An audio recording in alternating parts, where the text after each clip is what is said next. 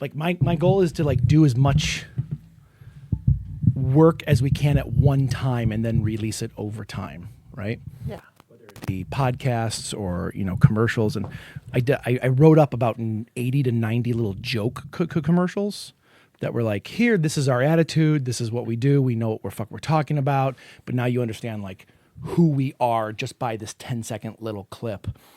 And they were funny as fuck, man. I was fucking killing it.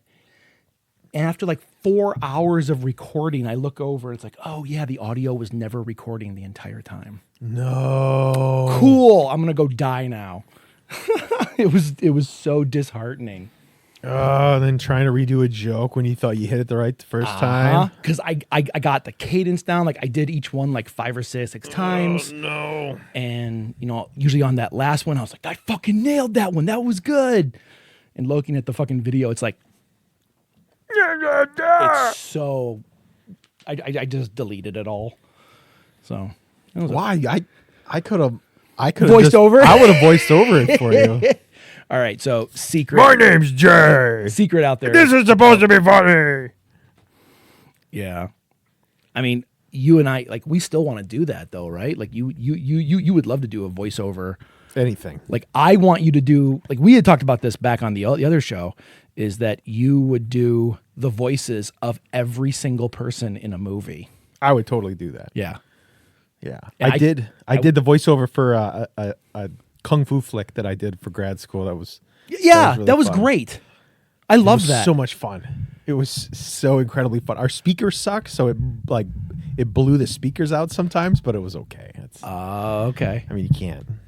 I don't know. It added to the shittiness of it, so it was genuinely good. So it's genuinely shitty, genuinely good because of the shit. Yes, I loved every second. I love that too. It was awesome. Yeah, I mean that was really funny. Like when you first showed me that, I was a little apprehensive because I think I was still kind of in my chip on the shoulder stage. And I was like, well, if it's not going to take 12 years to make a single fucking shot work, like what's the point? And I just remember getting to the end and I was like, oh, fuck, this was so fantastic. Dude, it's exactly what I wanted it to be. Like my buddy Colton, I was in the wood shop at grad school and Colton rolls in. He's like, John, you like films. Can you look at this script for me? And I look at the script. I'm hungover and I'm just looking at this thing. Hungover. And I'm looking at it and it goes, well, you got to change this, this, and this. And I just took a pen and I just started redlining over his script. And I told him about I literally like explained like the story wheel. And I was like, so we have to do this arc here. And I'm like, we got to do this, this, and this. Yeah. And I just started like marking it up and everything. And then like a week later, he comes back to me with like a completely revised script with all my markups. Really? Like he took it to heart? Yeah. And he's like, so when do you want to start filming? And I'm like, oh, shit, okay.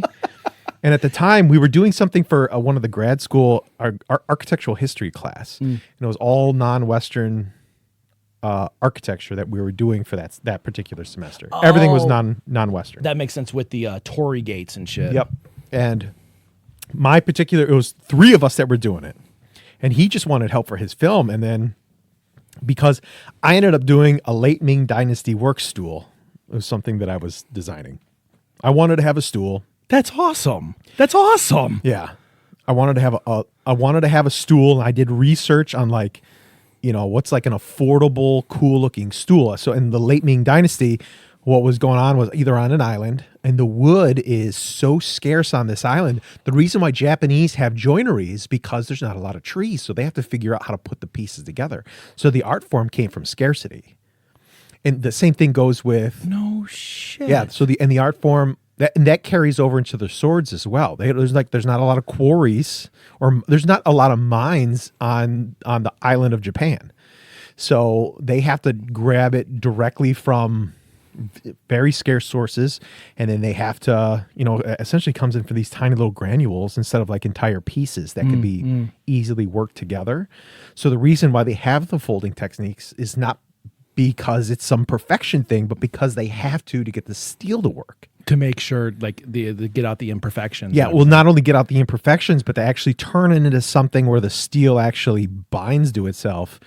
Because usually when you'll get a billet of steel, it comes from a larger heated globule of things, and you can bang on it and work it. They needed to like start from even more scratch than that of like the creation of. I mean, you always have to create the billets, but when your billets come from grains of sand almost. I've watched something about knife makers in Japan where they'll throw sand in there because the imperfections are actually what holds it together better. The way they were explaining it was a little confusing. Yeah, you can't. That is true. You can't have pure. I did like a whole thing on like when I did my steels class. Like we had to learn about all the different like types of steel and everything like that. That's awesome. It is. It was really neat. Yeah. So like a pure steel is going to be super brittle. So you have to have. There are like like what is tin, what is pig iron. The iron that they use for the Sears Tower is different than the steel that they used for the other things. And a lot of it came from how hot can we get a fire. And that's what burns out the impurities. Oh, okay. But you need to have a mixture of ores together to have something that'll have the strength and the flexibility and have kind of a finish that you like. Because there's going to be all sorts of different finishes. They all oxidize differently. It's just kind of what you want to do with it. So it's really neat. But I wanted to do this stool, and there was another guy who was doing the top of it's like the top of a Buddhist temple. And it was like all the different parts of the Buddhist temple. And we're like, well, how are we going to put this thing together? So we decided to do Colton's film. And then like what was hidden inside of the film was Brian's top of the Buddhist temple. And my thing was the commercial during the middle of the entire thing. Right. I remember that. Ming's Dynasty work stool. Yeah. Oh, okay.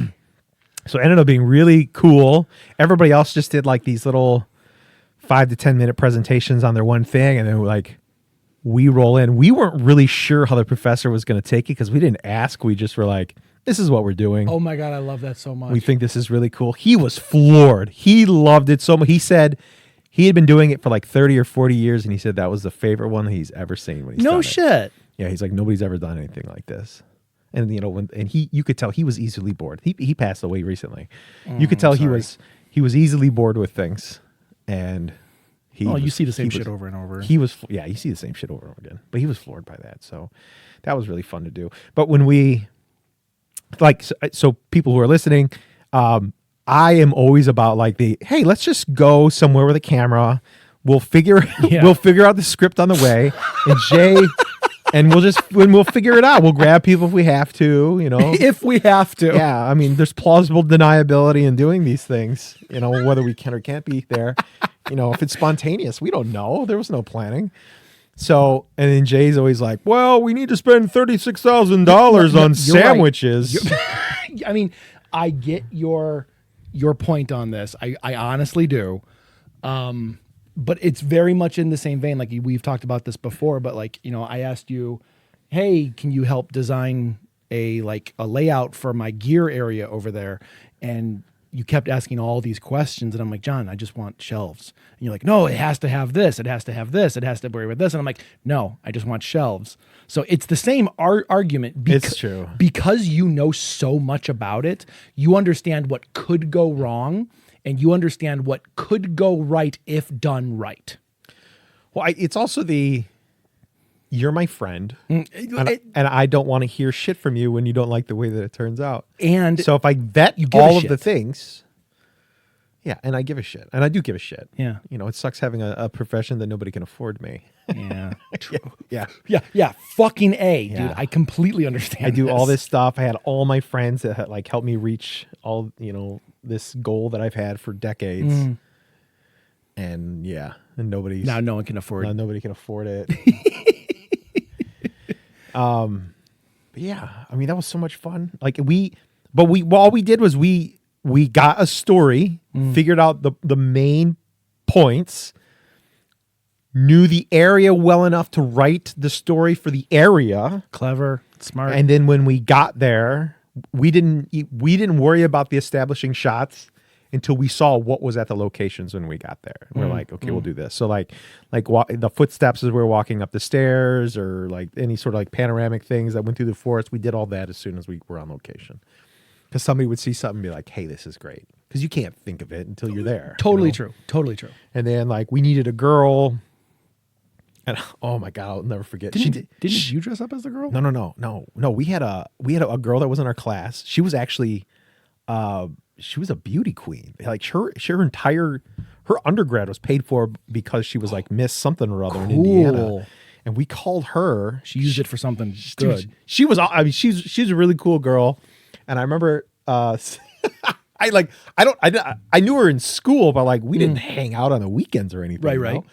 So it's a Saturday, and I remember calling her. And I remember saying like, "Hey, Laura, can you meet Brian and Colton and I in the middle of a forest?" And like, and I don't want you to like, this is gonna be creepy, but can you dress up like as a little schoolgirl or something like that?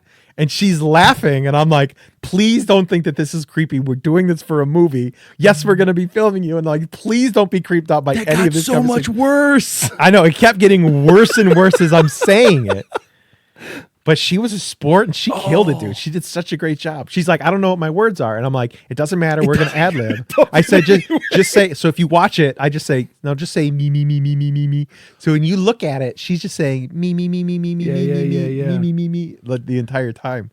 And it worked out totally fine. It didn't even matter. There's what they tell for extras, like background people in films, is don't really have a real conversation with each other because you can end up talking too loud and it can fuck up the actor's take. Oh, interesting. So typically when you see people talking in the background, they're mouthing the words watermelon rutabaga because the mouth movements of those two words go through like all the consonant and vowel movements of a normal conversation. Oh, I would love to have a shirt that just says watermelon rutabaga. Yeah, it's a total inside joke. Oh, I love that. Watermelon rutabaga. That's called Walla, by the way. Walla. Watermelon. Walla or watermelon rutabaga? No, like Walla is like the background sound. Yeah. So like, and the other thing is if you get 100 people all saying watermelon rutabaga, it literally sounds like a nightclub of people just talking. Really? Yeah, it's really cool. I wonder how they figured that out. It had to be back in vaudeville because again, like if someone was talking on the stage, you would destroy the entire performance. Dude, I would have loved to have been a fly on the wall during the vaudeville era because that was like a time when people just honed these acts. I mean, that's like the modern day comedians. Well, yeah, the comedians kind of derived from those, but like there was that minor, we talked about this in our previous podcast, this minor overlap. There's like a handful of guys that were just really stunning. Billy Crystal being like one of the guys, like George Burns. The people who understand delivery story. And I would argue Robin Williams had it as well, but there was no overlap there. He seemed less trained, more trial and error. You know, he was copying a guy. Oh, I didn't know that. Yeah, Jonathan Winter? Jonathan Winters. No shit. Yeah, if you look at Jonathan Winters' stuff, he's just copying him. I mean, I know who Jonathan Winters is, but like that shocked me because literally as soon as you said he copies someone, I was like, wait a minute. Yeah. No shit. Yeah. Even Robin Williams is copying somebody else. Makes you wonder who Jonathan Winters was copying, you know? I mean, that harks back to the idea that nothing is original, right? Nothing is created in a vacuum. We are influenced by XYZ, so we create alpha beta. You know, it's not just A and B, but we're creating a new thing from these other things. This is why music is so fucking cool. This is why art is so fucking cool, because like the more honed into an exact genre or subgenre you're going for, the less fun it is. The more engaging it can be is when you melt in different shit. Like rock and blues, Jesus Christ, that's a fucking great combination. Rock and blues is great.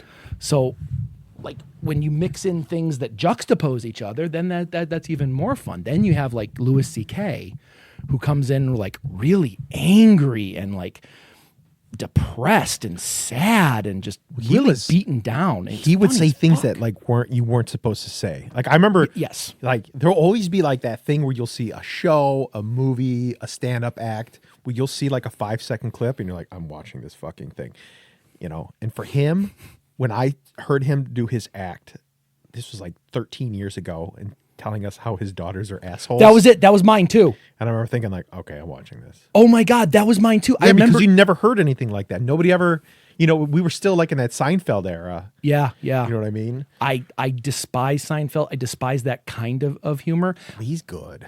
I don't see it. I don't like it. He's very good. I can But you got to remember understand- the type of comedy they had to do. And that's it. I can respect what it is. I just don't like it. I mean, he was part of that era that like you had to hone this act and hope to God that an agent plucked you out and put you on the Tonight Show, because the Tonight Show was the maker. was your ejector seat, Ejector, yeah. and then you would get your show, or you get a shot at getting a show and then have your stardom. You know, Yeah. He was one of the best. Jay Leno was one of the best. But then you get guys that like, how the hell did this happen? Like Bob Saget was filthy, and then they gave him Full House. Full House, yeah. Yeah, somebody plucked him out of the thing. He did his bit. I mean, truth be told, when you're at that level, when you're doing TV, it's not you anymore. It's not your choice anymore. You're being molded by producers and creators of the higher end. They tell you what to be. But then when you watch Louis, when Louis C.K. did his own show, The show, he had two shows. the one he did, Yes. when he did his own show, that was amazing. Yeah. I understand the Me Too movement, but I hate what happened to him. Me too. The Me Too movement. Let's be. I'm sorry. I am totally behind the Me Too movement. Totally. His shit. He came out and said it. He owned up to it. He owned up to if it. There's no. Yeah, I'm sorry. Keep going. No. I'm sorry. I'm talking over you. Yeah, no. left and I right. mean, if there's no, what was supposed to be the thing? Like, okay, if you're a huge piece of shit like Brett Weinstein, or is it Brett? Whatever the Harry Weinstein. yeah, if you're a piece of shit Weinstein. like that guy, yeah, like you're irredeemable. Bill Cosby, irredeemable. Like he got caught up in that. Remember, like, speaking of the stand-up guys, Letterman got caught up in that too. Oh, I didn't know that. Remember, because Letterman like knocked up some girl, and then she actually tried to blackmail him, and instead of him getting caught, he just told everybody on air. That's what I would do. Yeah. And he came out scot-free. That's the Tylenol approach. Louis C.K.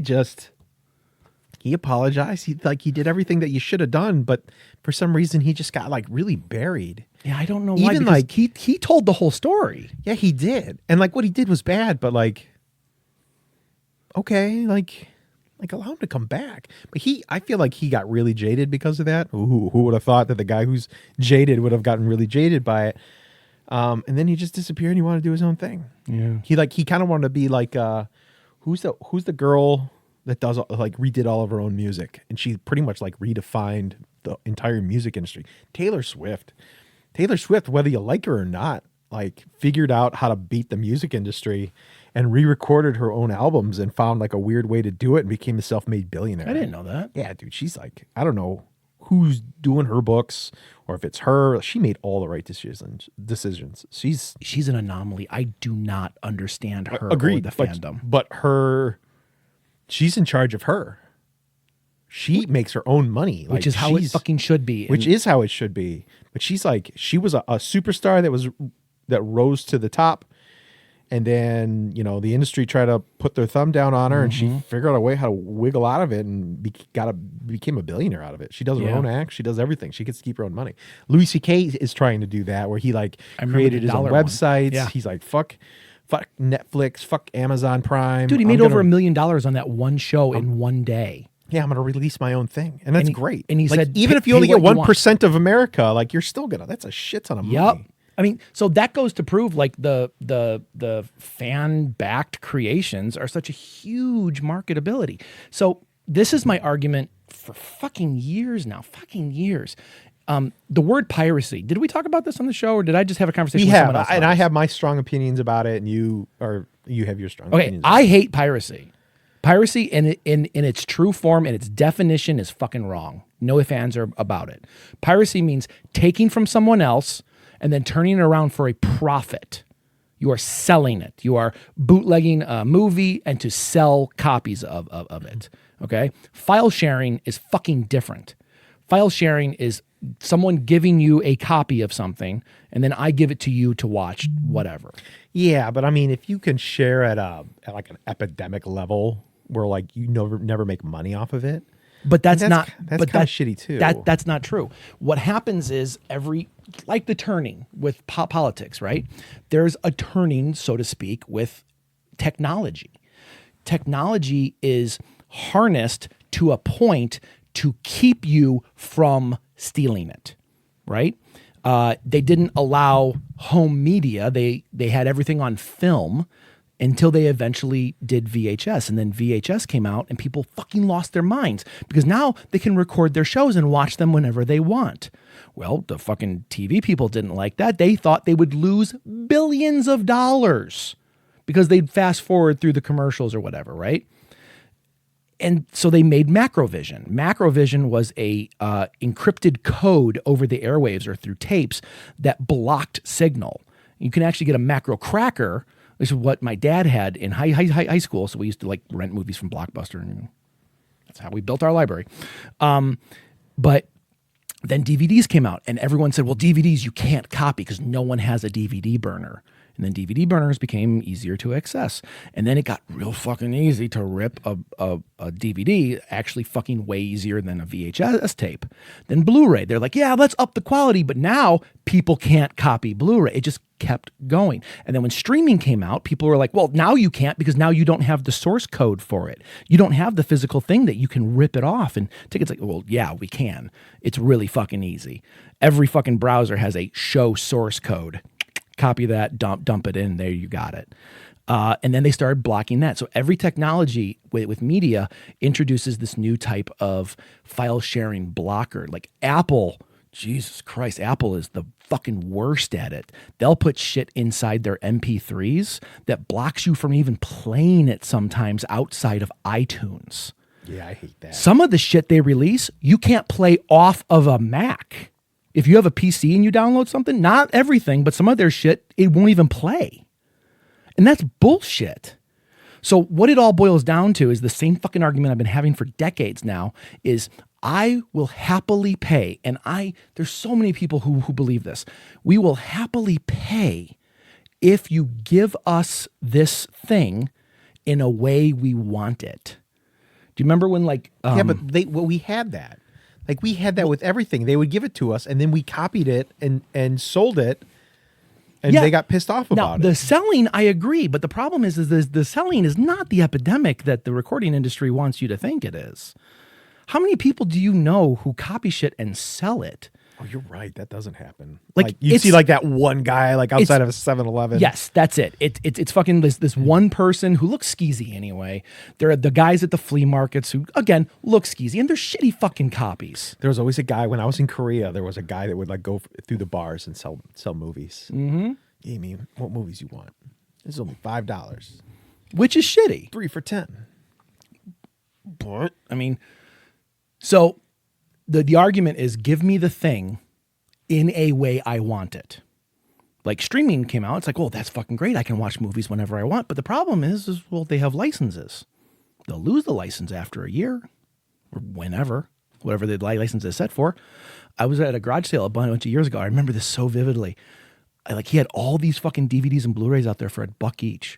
And I was like, dude, why are you selling these so fucking cheap? And most of them were still in the cellophane. Like they were brand new. I was like, why are you selling these so cheap? And he goes, oh, like, these are all on Netflix. And I was like, oh, you don't know anything about this. I'm buying them all. So Did he have good stuff? Some of it. I bought like 10. But like throughout the years, I've been watching like, well, is that one still on Netflix? No, it's fucking long gone. And because they have licenses. Licenses are only for a certain amount of time because then Netflix has to pony up cash to keep the license going.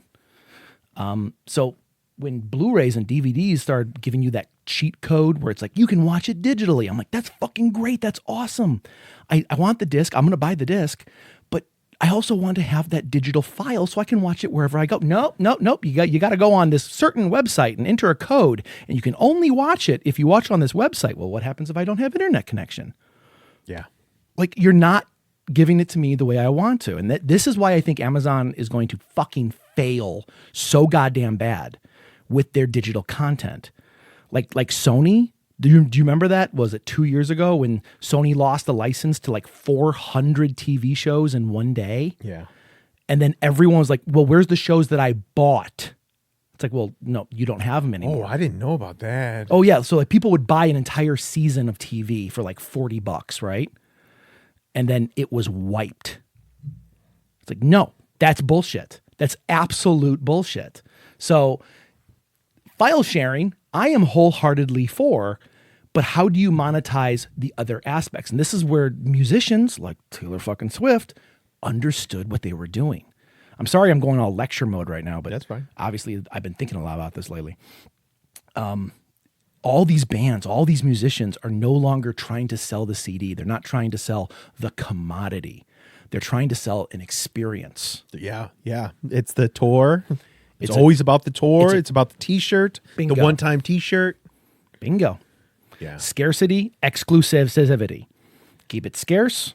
Dude, I went to Sailor Moon Live. We should have a 24-hour T-shirt for all of our episodes.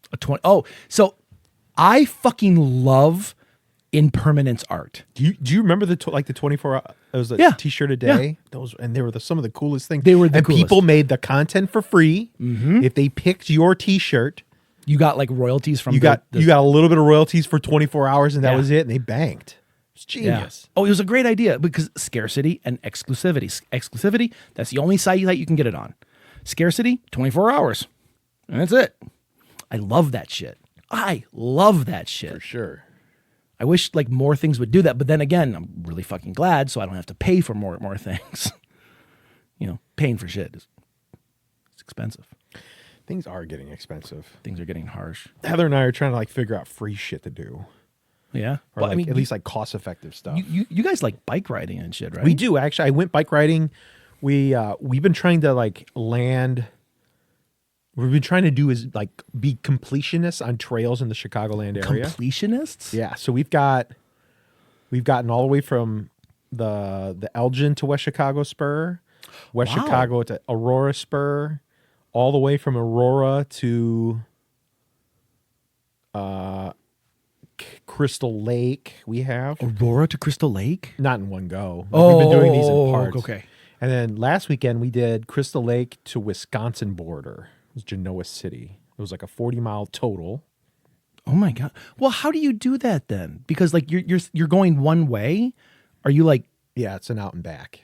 so So you're like- going all the way out yeah. and back? So we've invested, we have play money that we get every month.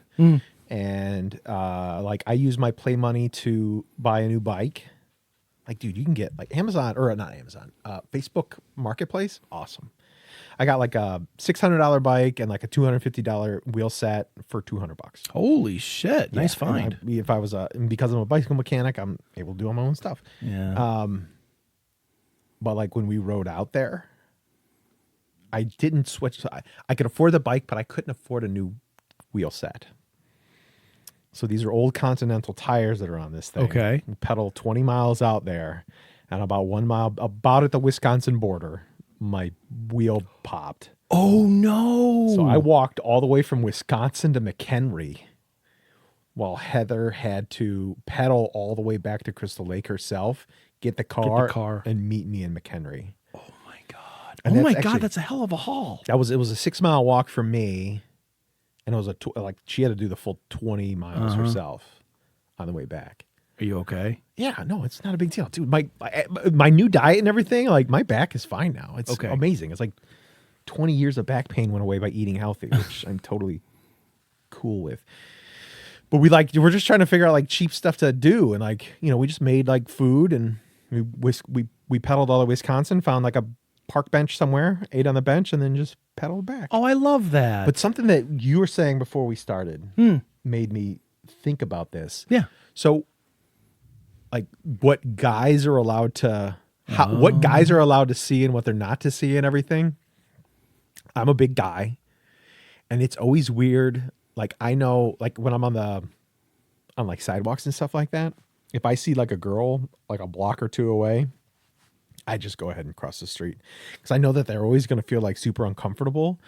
When I was on the trail, oh my God, dude, I'm just a big guy by myself walking on a trail. And when there was women that were on that trail, they are all fucking terrified of me. In the middle of nowhere. In the middle of nowhere. Yeah. And here's just a guy by himself walking with a bike. And I remember like they were all terrified. There was one lady who she was just walking. She was young and she had like 3 little kids with her. And like she kept looking over her shoulder, looking at me. And she's walking with these 3 kids. And like as I was getting closer, I could tell that she started getting really uncomfortable. So she's calling her kids to like be close to her and everything. And then she kind of like gave like a quick I'm trying to teach them on how to learn etiquette. Ha ha ha. Like I could tell she was really nervous. And I said, and I just joked around and said, rules are for suckers, kids. Don't listen to her. And she kind of laughed. Everybody laughed. And then I just kept walking through. I tried to like make a joke or whatever. Yeah. But I mean, it's so, and I feel like it's getting weirder the older I'm getting. Like when I was younger, I feel like I could get away with like a charming smile or something. But now I am a human crocodile who's just walking down the street. And I feel like everybody thinks I want to murder them. And it's weird as fuck. The irony of that is you're like hands down one of the nicest, most considerate, smartest. And it makes me feel bad because I'm like, what can I do to like not make you think that I'm a murderer? Yeah. I mean, we could make shirts and sell them for 24 hours. Oh, that's totally what a murderer would wear. That's what the back would say. Yeah, I'm totally not a murderer. Yeah, but then the back says, but that's totally what a murderer would say. That's a good episode name. That is a good episode name. You better be writing that shit down. I'm doing it right now. I will not remember that. Holy shit. Dude, like, yeah, fucking, I've always had that dream of like making something like the show and then putting all this like weird energy into the marketability of merchandise. And I don't want to like nothing pisses me off, or not pisses me off. Like it's just like upsetting when you go to someone's page that you love their content of, and you can tell they're just doing shit through Cafe Press or some print on demand bullshit that's the same coffee mug, the same shirt, the same whatever.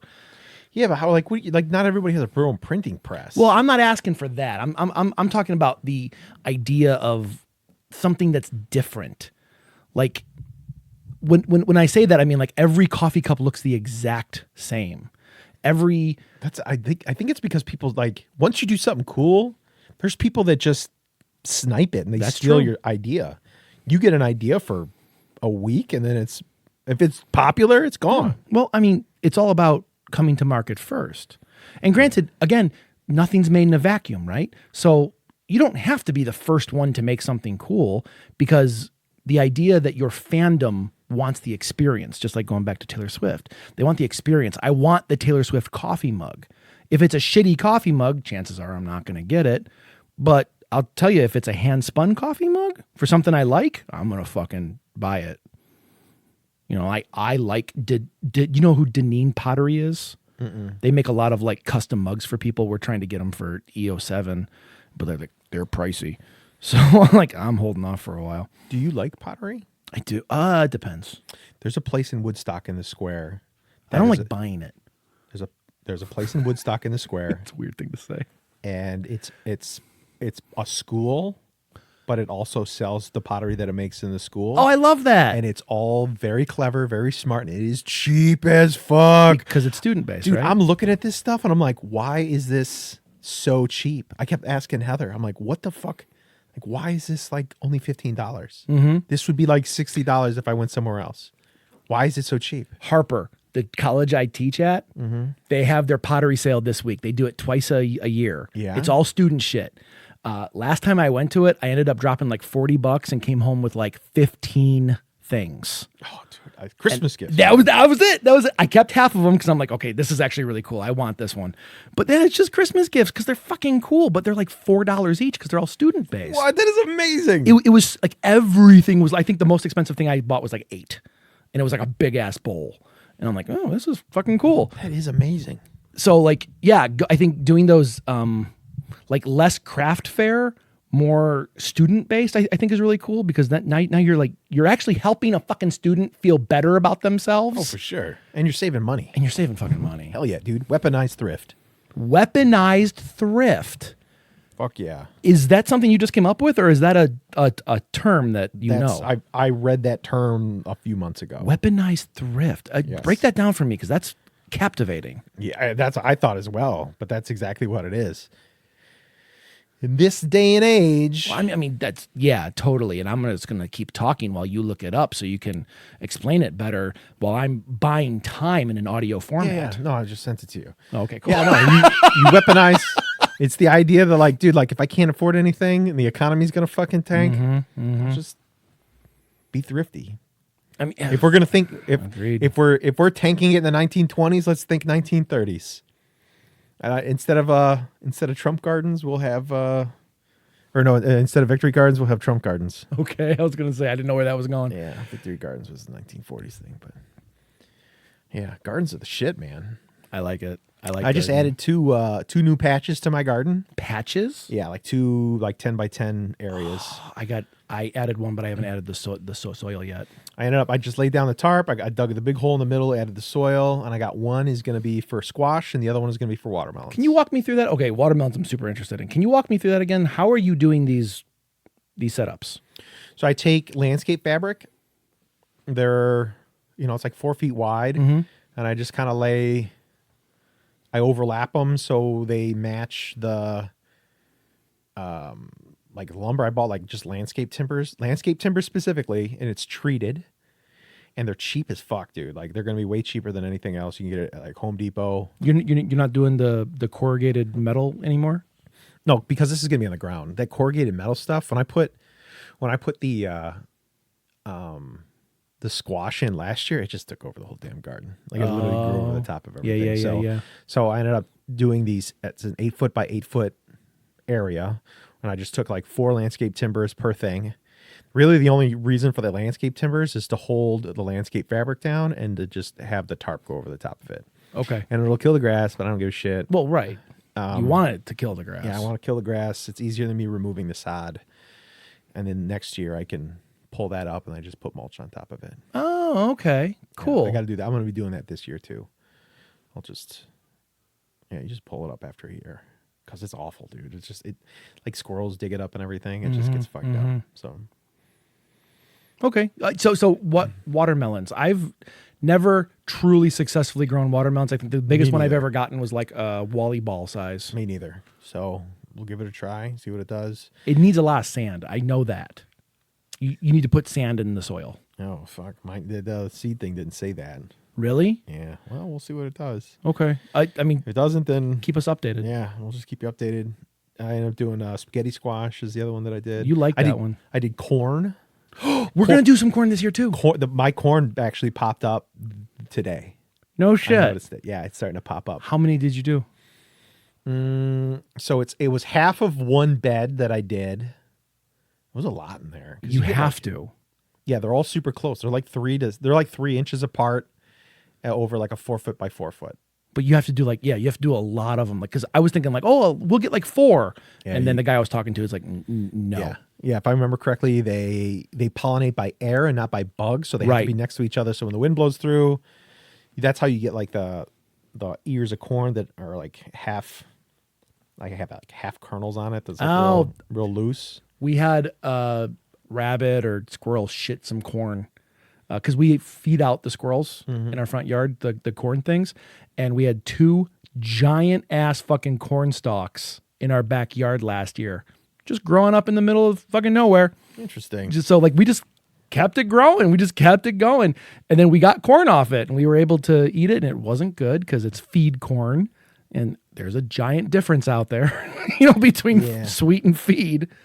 But yeah, like half of them didn't have the kernels and Yeah, half and a lot of did. that is, you could go through and you can remove the, what is it? There's like a pollinator at the top and then the silks at the bottom. Yep. You can you could walk from plant to plant and like kind of take off the pollinators and put them on the silks. So You can do that. we went, I love roadside farm stands. Like, oh fuck, like if I get a chance, I'll buy garlic. I'll buy, anything else that's like super interesting to me. And I would always rather do that than go to like a store. Cause I always feel like, oh, I'm helping the farm, it's farm to table. Do you go anywhere around here? There's a place up on 20 Plank Road? there is a place on Plank Road in Elgin. There's a place on 20 near Carroll Stream. which I honestly think is the same farm. Is it Tom's? Yes. Yeah. Yes. Tom's. And then there's a place out in Marengo, since I was going out to see my mom a lot last year. Gilbert's? No, it's actually near there. Okay. But there's this farm. Like, we just drive through this farm whenever I take my mom to chemo. There was like a little farm stand on the farm premises, like in the driveway. And all their shit was fucking fantastic. And they make honey there. That's cool. So like I bought a bunch of the honey. It's really good. But the garlic bulbs were like softball size. They were enormous. Softball size is exaggerating, but like baseball size. How big was a clove? Like, oh wow, that is giant. like they were huge. They were good enough to cut with my fucking Sasquatch fingers. Like that's probably like elephant garlic. I think is one of the big ones. Oh, interesting. I don't know the differences. Do you? You don't grill at all, right? I like grilling. I don't like grilling in the sun or in the heat. I mean, you just put it by the house, and then you grill, and then you go inside and let it do its thing. That's typically what I do. I'm sorry. Keep going. No. It's but so we were at this farm, and we had the corn out back, right? And Andy read about the propagating. You have to get the silk because some corn are boys, some corn are girls, which is the dumbest fucking way of saying it. But she goes, make sure no one's watching me. And she ran over and stole some silk. And then we brought it home and fucking pollinated it, and it worked. Fucking pollinate. You technically you just made corn fuck. Yeah, right. Interesting. I'm like a pimp. I thought at first you were going to say that Andy was embarrassed because she was, being a corn pimp. Oh no, she was super happy about it. Don't watch me. No, it's a Come on. You now want to make corn, don't you? now I got to make that song, by the way. Corn pimp. Corn pimp.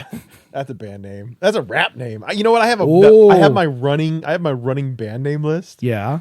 If there was a running rap name list, Corn Pimp would be the first one. Definitely a Midwest Corn rapper. pimp is a Midwestern good old boy Oh yeah. rocking on the farm. Oh, yeah. You imagine There's- him on the tractor just Straight fuck up, this dude. corn up. There is definitely a jug and a washboard in that rap. Have you heard country rap like have. like Mercules? Yes. Oh my god, some of it's actually really fucking good. It's decent. Jelly Roll is probably one of the bigger yeah. ones right now, but there is something out of Southern Illinois. A band that I really, really like is called Jug Band Americana. Is like this very particular type of music that they do. Like they literally like the guy that reviewed these guys. It's called Woodbox Gang. The guys that reviewed them called it Jug Band Americana. It's like rock, but with jug bands. I always love that. Very like, fucking cool. genres come from reviews. Like Yeah, the yeah, name you're for right. genres. Well, that and there was another thing. I watched a video. There's a guy on YouTube that does like really. He's like the professor of rock, I think is his name. It's so cool. He does really neat videos, and he did one on like he's like everybody knows progressive rock, but recently they just did progressive R&B is like a whole brand new genre that like technically Oh. existed, but like now they're calling it things. So like, who's the guy that did Mother, there's too many of you crying. Oh, the song's familiar, but I don't know. I mean that it's progressive R&B. I mean, it's like that real happy R&B from like the 70s. Fucking love all that shit. I'm like progressive. Look it up, dude. Progressive R&B. Would that be? I immediately put it on my really? my listen list. Yeah, progressive R&B is a shit. Got a quick question for you. Yeah. You listen. What do you listen on? My phone. Yeah, but like what service? Like do We you pay the family plan so Heather and I can listen For what? to the iTunes. Oh, you use iTunes? Well, it's Apple Music. Okay. It's only like $15 unlimited. It's everything. I can download unlimited. I can listen to unlimited. You actually get the files then, not just the links to them. No, I didn't it's think just the so. files. File sharing, motherfucker. But I am like the worst at music, dude. I don't know anything about it. And I think like being married to Heather like really makes me realize like how dumb I am. Cause like I and this is embarrassing. Like I couldn't tell you who like Led Zeppelin was. Like if you played Led Zeppelin, I couldn't tell you. John, they were a band. I know they were a band. Are they the ones that did I'm an American Band? See, I have no idea. I literally have no idea. I'm gonna go look over here. I have no idea what. When I was younger, my dad always listened to like the radio, like AM. It was always talk radio. It was like shit. he would listen to ball games and everything on time. Okay. Like Paul Harvey was my hero. You know what I mean? Wow. That's why it's so easy for me to listen to Talk radio, like your audiobooks podcasts and everything. Shit. I Okay. love it so much. And that was me. Like I love NPR. I love just listening to talk anything. That's interesting. How we were raised musically or audibly dictates how we digest entertainment now. But it had nothing to. I liked all those things, but I Yeah. couldn't tell you. Like what a song. I still can't tell you like a song from one of those guys. Oh, I couldn't either. I could tell you like that is a famous song. I don't know who did it. It's famous. I've heard it thousands of times. Times. I like it. Yeah. I just have no idea who it is. I could never get into Led Zeppelin or Pink Floyd or like that. Pink that Floyd is era. another really big one. I can't get into it. Like I respect people who love it. Like, like that's fucking awesome. You love this. You tour it, you decipher it. That's fucking great. I don't get it. But that was like the first garage bands, man. Those guys just kind of crawled up out of nowhere. Everybody was in a band back then. Shit, I'm in a band now. Look, the fucking microphone was right behind me before we move shit. 2 turntables and a microphone. Well, that's a laptop and a microphone. That's my band. I mean, shit. You saw me. You came down to Chicago to see me do live shit. Yeah, that was. Where did we go? It was Saki Records. Saki Records. Yeah. I bought a turd there. It was called a dollop, but it was a turd. It was a what? I'm It sorry. was like a little turd. It was like $20 for this little stuffed turd. Oh I still have that yeah. at my house. Yeah, Saki Records was there. It was you. There was one girl who was on before you that was really, really good. Oh, before you or after you? I mean, both bands before and after were far better than me. I was just there because someone said, "Hey, we need to fill a spot." I was like, "Cool." I thought that was really neat. I thought it was fucking great. I wish. Would you ever go back to doing that again? Oh my god, I don't know. I'm really enjoying making music now, but it's so heavily post processed that you can't really. I don't know. I don't think I have the energy. Like every once in a while, if no one's home, I will fucking belt out and give a concert to nobody. And then after one song, I'm fucking drenched and dead. So no, I don't think I could. Like if it was like a small coffee house and I didn't have to like act like I wanted to on stage, if I could just like do the song, yeah, totally. Would you ever do karaoke? Like in front of people? Yeah. See, the issue is karaoke is I'm not interested in most songs. You singing the birdhouse for your soul, That was fun. is forever burned in my mind. Really? Because it was really awesome and very happy. I love that song. I put that on my phone immediately after. I love that. Yay. It's like, what song is this? Oh my God, Jay is doing. It was They Might Be Giants. It might be Giants. Bluebird in Your Soul. Bluebird in Your Soul. Or My Soul, whatever. How the hell? You are so good at doing all the lyrics and the words and everything. I can't hit everything on time. I was born a poor black child. I do not have that rhythm, dude. Do not have that rhythm. Well, so have you noticed that, like, because you go to more karaoke now, or at least you're around Heather, who Heather knows pushed music. me into it, and she humbly sits next to me while she actually sounds good. People will literally walk up to me and thank me for bringing her. Like, she's that good. Wow. I mean, Heather is incredible. she was great when we went to karaoke that one night. She's very good. That was amazing. People think I'm a monster. I'm not a murderer, but that's definitely what a murderer. But would you say. have good energy. You have good stage. Stage presence is a weird term because I don't think you're on stage a lot, but you are the perfect example of stage presence. Not when I'm singing, dude. Oh, I think And so. I don't even know, like, all the time. I'm just a fat dude talking, but when I'm singing, I'm so fucking nervous. I'm terrified. Wow, it didn't seem because I'm that like way. just trying. I'm desperately trying to sing the song to the tempo, and Yeah, I'm but fucking it if up. you fuck up. Just keep Yeah, going. but I'm looking at the words, and I'm like, I'm singing this totally wrong, and then I'll just fuck it up. It's just nerve wracking. I hate it. So you're second guessing yourself. 100%. If I wasn't looking at it, I was just yelling, I'd be fine. Yeah, that's the fun part. It's hard. Yeah.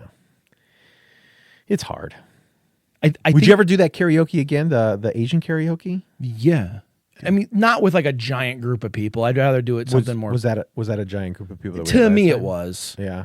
Because I felt like, oh, here's songs that I really want to sing, and then I wasn't looking for reaction. I just wanted to have fun time. Yeah, but you could have. I also know that my taste in music is not everyone else.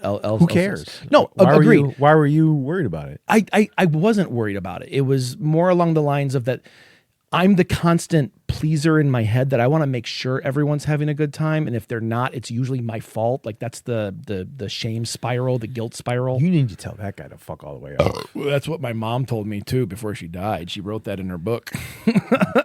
Well, then why don't you listen to her? I'm trying to. I really am. That's why I'm just like fucking making stuff. There's also a happy medium there. You can't be so fuck everybody. I want to be happy first that you then become a monster. I could never do that. I don't know. That's Just foreign to me. I'm just saying. Don't do that either. No, God, no. I don't know. I like creating things. Like I'm really enjoying making music again, but I can't do it all the time because I'm sure everyone has something on this level, but something very common in ADHD is hyperfixation, where like you become like you like this can, right? This can becomes everything to you, and you can't go to sleep unless you study this can and you look at the can and you feel the can and you learn the history of the can and you learn about all the rivets and all the numbers. What does everything mean? And then like every fucking day, it's 10 to 12 hours. That's all I can fucking think about. And then after like 5 days, I never want to see a can again. Damn it, I think I have ADHD. Dude, it is way more common than It's you like think. very, I'll jump in with both feet on so many things and then it just goes away. And not because, but by the way, if you honestly ever think you do, like there's 1,000 things people say, well, you have to have this to have ADHD. No, you fucking don't. Like every one is different. Just because you hyperfixate about this, but you don't do this doesn't mean you do or don't have it. So, oh my God, like I told you, like the greatest day of my life was when I got tested. So, because it just connects so fucking much, and you go through your whole history going, oh my God, that's why I did that. And it's not because I was a fucking asshole, which I always blamed myself for everything. It was because my brain's not fucking wired that way. And I still do it all the fucking time. So hyperfixation, fuck yeah. I use that as my superpower though. Goddamn right. Then you become the jack of all trades. Yeah, the master of none. Mm-hmm. That's the problem. But often better than a master of one. Is that the end of the saying? Yes. I never heard that. I never heard the cap on the end. Yeah. It's not supposed to be a knock on it. Oh, that's interesting.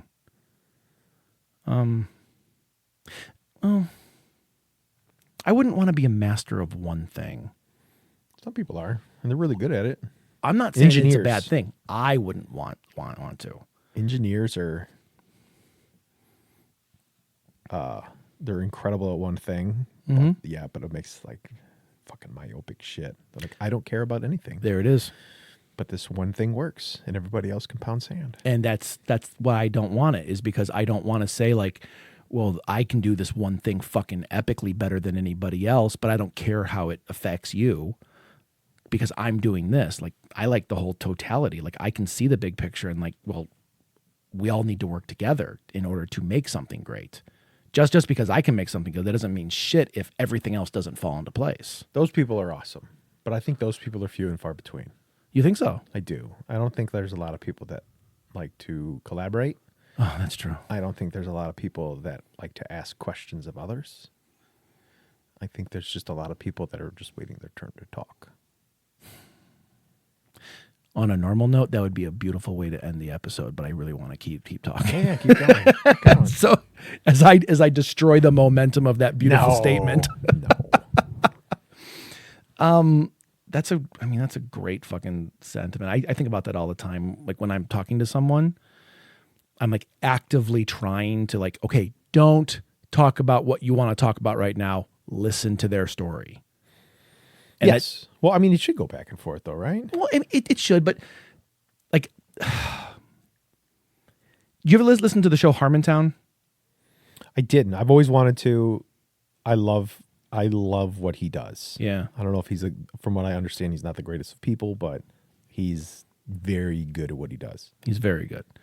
The show, he eventually gets a girlfriend who becomes his wife, and she's on the show a lot. She's a comedian. She's funny, but she has this like horrible thing she always does where she'll be talking about a topic, right? And you understand this better than fucking anybody I could ever talk to.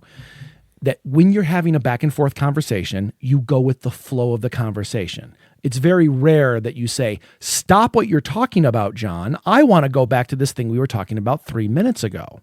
I don't care what you're talking about now. It's back to my conversation. There's clever ways to do that. There is. But if like the ship is sailed, and especially if you're in a group, let it go or it's weird. That's it. So Erin would always do that on the show. Erin is the wife. Yeah, and she would come back to things. Like, you can obviously, the conversation meandered into something else, and everyone in the audience is like, okay, I'm liking where this is going because it's a natural flow of conversation. And then she halts it and brings it back to her thing. Ugh. And it's not just her, I'm noticing this more and more with people. So when I noticed how much it was annoying me, I actively make a mental like struggle to be like, even though I want to continue talking about this, fuck it, we'll talk about it later. Our conversation is more important. The flow, the back and forth, the moment amongst, especially in a group. Especially in a group. Like, yeah, you can't, like it is tug of war and everybody has the rope and the point is not to win. Like the point is to let the rope stay in tension and stay in the middle. That's a nice analogy. Yeah, because once it's been pulled in one direction, like it's the conversation's like the moment or whatever's going on has been halted. Yeah, yeah, I know people like that, and it's rough. You know, I feel like often when people are doing that, it's I don't know, like maybe it's people who are like practicing in the shower of what they want to say, or if they get like social anxiety and they have to like prep themselves up for what they want to say, or there's like a way that they want it to sound. And when you derail it, like they'll get pissed. Like I know somebody, I'm not going to give names. I know somebody who like gets furious when I cut them off. But you're like the conversation is just flowing. It just went to another point. It's like water.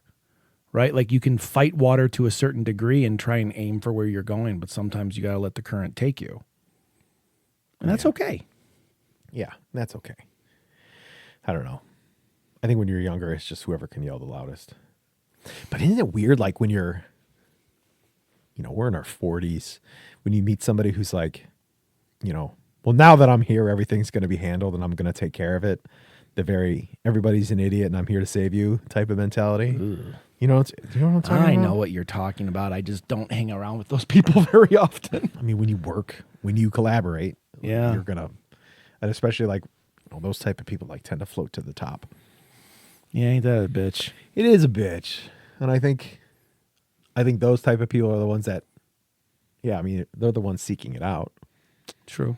So, yeah, and just like learn how to deal with those fucking people. And they don't want to hear anything of what you're saying because what you're saying is not really worthy of even being in the room because, if you don't have the title or the whatever. Audible eye roll. Audible eye roll. That's I felt myself do it out of like pure reaction. Yeah. And I was like, wait a minute, hold on. I need to express my emotion here. Yeah. I had a boss that was like that. Now that I'm here, the day is saved. Oh, like gross. Like Santa Claus. Yeah. Yeah, exactly like Santa Claus. So let's talk about photographing naked women. Yeah. I'm down.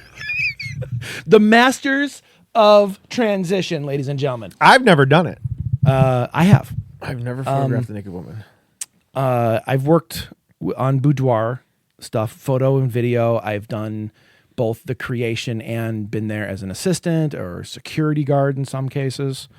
And then my business partner is starting a new brand here very soon called BAD. and I'm very excited. But it's beyond. Boudoir After Dark. Oh, wow, that's a great name. Yeah. So, and then we came up with ideas like if you go with her and like, do a session where you're going to get a shirt that says I'm a bad girl or I'm a bad boy. Or, Oh, I love that. Yeah. Have you done guys? Yeah. Yeah? We've done couples, and that's what. Straight guys? Yeah. Not that. Yeah. Really? Yeah. Did Or all all the the- firemen. They got fucking hogs and shit like that? Or hold on. Do they? So is it like full frontal? Or So is it- here's where the misconception comes in. Most people think boudoir is full nude, and they think it's like porn.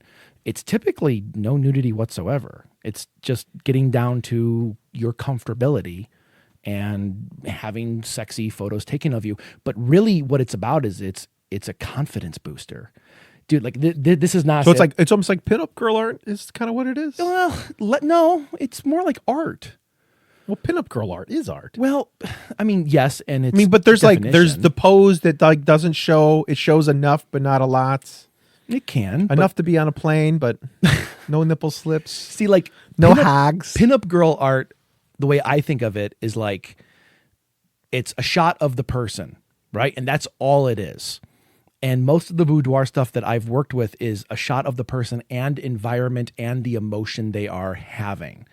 And like to me, that's way fucking cooler and way more interesting because it's not about the sexiness of the aftermath of the photo. Literally, I have seen people come into a photo session and just be like, I don't want to do this. My friend pushed me into this. Like, I don't know why I'm here. And then an hour later, they're like, they're stripping everything off and they're just like, this is the best day of my life. Huh. And what it comes down to is the person behind the camera. Like, if you have a fucking sleazoid on the camera, you're not going to get that kind of reaction. You're not going to get that kind of feeling. And my business partner, Hilda, if she's good at like one thing, if she was a master of something, it's making you feel good and confident and happy in your own skin in front of the camera. It is fucking remarkable. And I remember like the first time I ever shot a boudoir with her, and I was nervous, like I'm a fucking Sasquatch dude, and we have to like prep the people, be like, okay, there's going to be a guy here. He looks like a guy, blah, blah, blah. And we even played with the idea of saying like, oh, he's gay, so you don't have to worry about it. And I was like, that's really misleading, but it's shitty toward gay people that I would act gay to do this. And really, I have no interest in anything But it's not- sexuality. It's not against them. It's to make somebody else feel comfortable. I get the point. I just thought it was like really kind of shitty. It's like wearing blackface. Like I don't fucking like it. Wearing gay face? Yeah, it's wearing gay face. Which sounds even fucking worse for some reason. Gay. So, like when they meet me, they understand. Like when they actually get to know me over like the first 10 minutes, and that's it. It's like when you come into a boudoir session, it's not like let's get naked and fucking start shooting. It's like an hour of sitting down and talking. Alcohol is involved? Typically, Yeah. yeah. Who provides that? Hilda. Yeah, that's part of the price. That's part of the That's package. kind of where I was going with that. That's actually kind of smart. Yeah. That's kind of cool. But so what we were talking about beforehand was we did a shoot in here very briefly, and I've been shooting it. Like even the first time I ever shot a boudoir, like when I did video for boudoir, my brain was not like there's a naked person here. Like it never fucking entered my head. My head was, is the lighting good? Do they look happy, or do they look whatever experience they're trying to go for? Are they going for like the sultry look? Are they going for the happy look? Are they going for whatever? Is that happening? How many looks are there? I would say 4. No, I don't fucking know. No, seriously, like, because I assume you've been in the room when Hilda is saying it. Yeah. Is she asking what they want? Well, or what does she give for examples of? So her process is actually pretty comfortable. She likes to do like a Pinterest board before a session. So like she'll show like A lookbook. Yeah. It's like a Yes. lookbook, and then she has a PG-13, an R, and an NC-17. And the PG-13 is like no nudity whatsoever, but it's like the idea of like someone standing behind a chair and you can see like the outline of a hip or something like that. And it's very calm and relaxing and not aggressive. And then, the R is a little more intense, and the NC-17 is like, well, bring your spouse and let's do some crazy shit. And that's where Does that happen too? That's where the new brand is going. Is that the bad brand? Yeah. It's boudoir after dark. So everything you thought boudoir, now it intensifies. What are the legalities of that? It's not. It is 100% legal. Like, we have contracts and everything, man. Interesting. Everything's good. And this is why I would never say someone's name. I would never tell you a location we were at. I would never say anything like that. Smart. Also, like, for me, I don't keep the footage. I don't keep the raw footage. I don't keep the final file. Literally, that's part of my contract. Is I make sure deleted? Yes. And I haven't done it yet, but I always say, like, I will take video of me deleting it so you can see it being deleted, and like, contract signed. I do not have it anymore. You have done that? Mm-hmm. That's an interesting way of doing it as well. And it's overkill, but it doesn't matter, because if someone's going to trust me with that kind of stuff, I'm not going to fucking fuck with them. That'd be the worst kind of human being ever. I mean, that makes sense. So, but what dawned on me was when you're in a room with someone who's, just meeting you for the first time, and then they're taking off their clothes, obviously they're a little hesitant. Rightfully fucking so. I can't tell you how many times I've been to the doctor and he tells me to drop my drawers, and I'm like, ha ha, I know you for years. Still don't like this. So you haven't bought me one drink yet. You haven't made me feel good about myself. You told me I'm fat. Yeah, you keep pinching my fat and say, it's too much. Too much. Pinch to grow an inch. You need to walk more. Yeah. But like, my brain kind of clicks on, like, you're in work mode, and like everything else kind of falls off to the side. Like, you got to know what that's like, being a creative, where like you can think of the bigger picture. You can think of how like all your things you're doing is, mattering to everything else, but really you just lock on to this, and you are not thinking about politics. You're not thinking about fucking what TV show you're going to watch tonight. You are literally in this zone, making the best thing you possibly can. I can. But it's weird when you collaborate with somebody who may not have the exact same vision as you. Mm-hmm. And if you try and tell them, like, it would be great if we do this, and then they don't, and you're like, man, like, we really missed an opportunity. Well, that always kind of. I want to touch on that in a second. I just want to say my piece, and then we're jumping right back into that. Yeah. I am the only person. Like, if I'm doing video, I'm not doing it with a team. It's me. It's my vision for this. That, granted, we'll talk about it beforehand. We'll get the feel of the experience, the look, everything you're going for. Mm-hmm. But it's my decision. And that's why, you take an hour of footage and cut it down to like a minute. So you're getting the best things for that person, not just for the film, but for the person. So let's dive into that, because that's interesting. You having like all this like passion and drive and focus and like desire to be the best thing ever, and it would be, but now you have to work with someone else on the same level, basically. Yeah, or groups of people. Oh my God, that sounds. I mean, but that's. Well, you have to do that though, don't you? Okay. There's a budget is going to be something that's going to do some constraints, but if you look at it holistically, like you were talking about, and you're like, with the budget, we could do this. Yeah. And the bigger budgets allow for more. Yeah. And then you're like, and they'll just go, no. Yeah. It is very frustrating. It is. It'll often be like if you have like a high design for something, like, well, we can do this and it'll be cool. Mm-hmm. I just want a box. Okay. Yeah. And okay, that brings up an awesome issue. At what point, as the creative, as the person who knows what will work, like if Bob comes to you, and I'm not saying Bob, I'm saying just a guy. Bob comes to you and says, I want XYZ. Well, John, you fucking know exactly what it'll take to make XYZ. You know the legality. You know the down to the detail and everything leading up to it. You know the amount of work it'll take to make XYZ. And then you say, well, this is what it's going to take. And then they go, well, we just want lowercase x.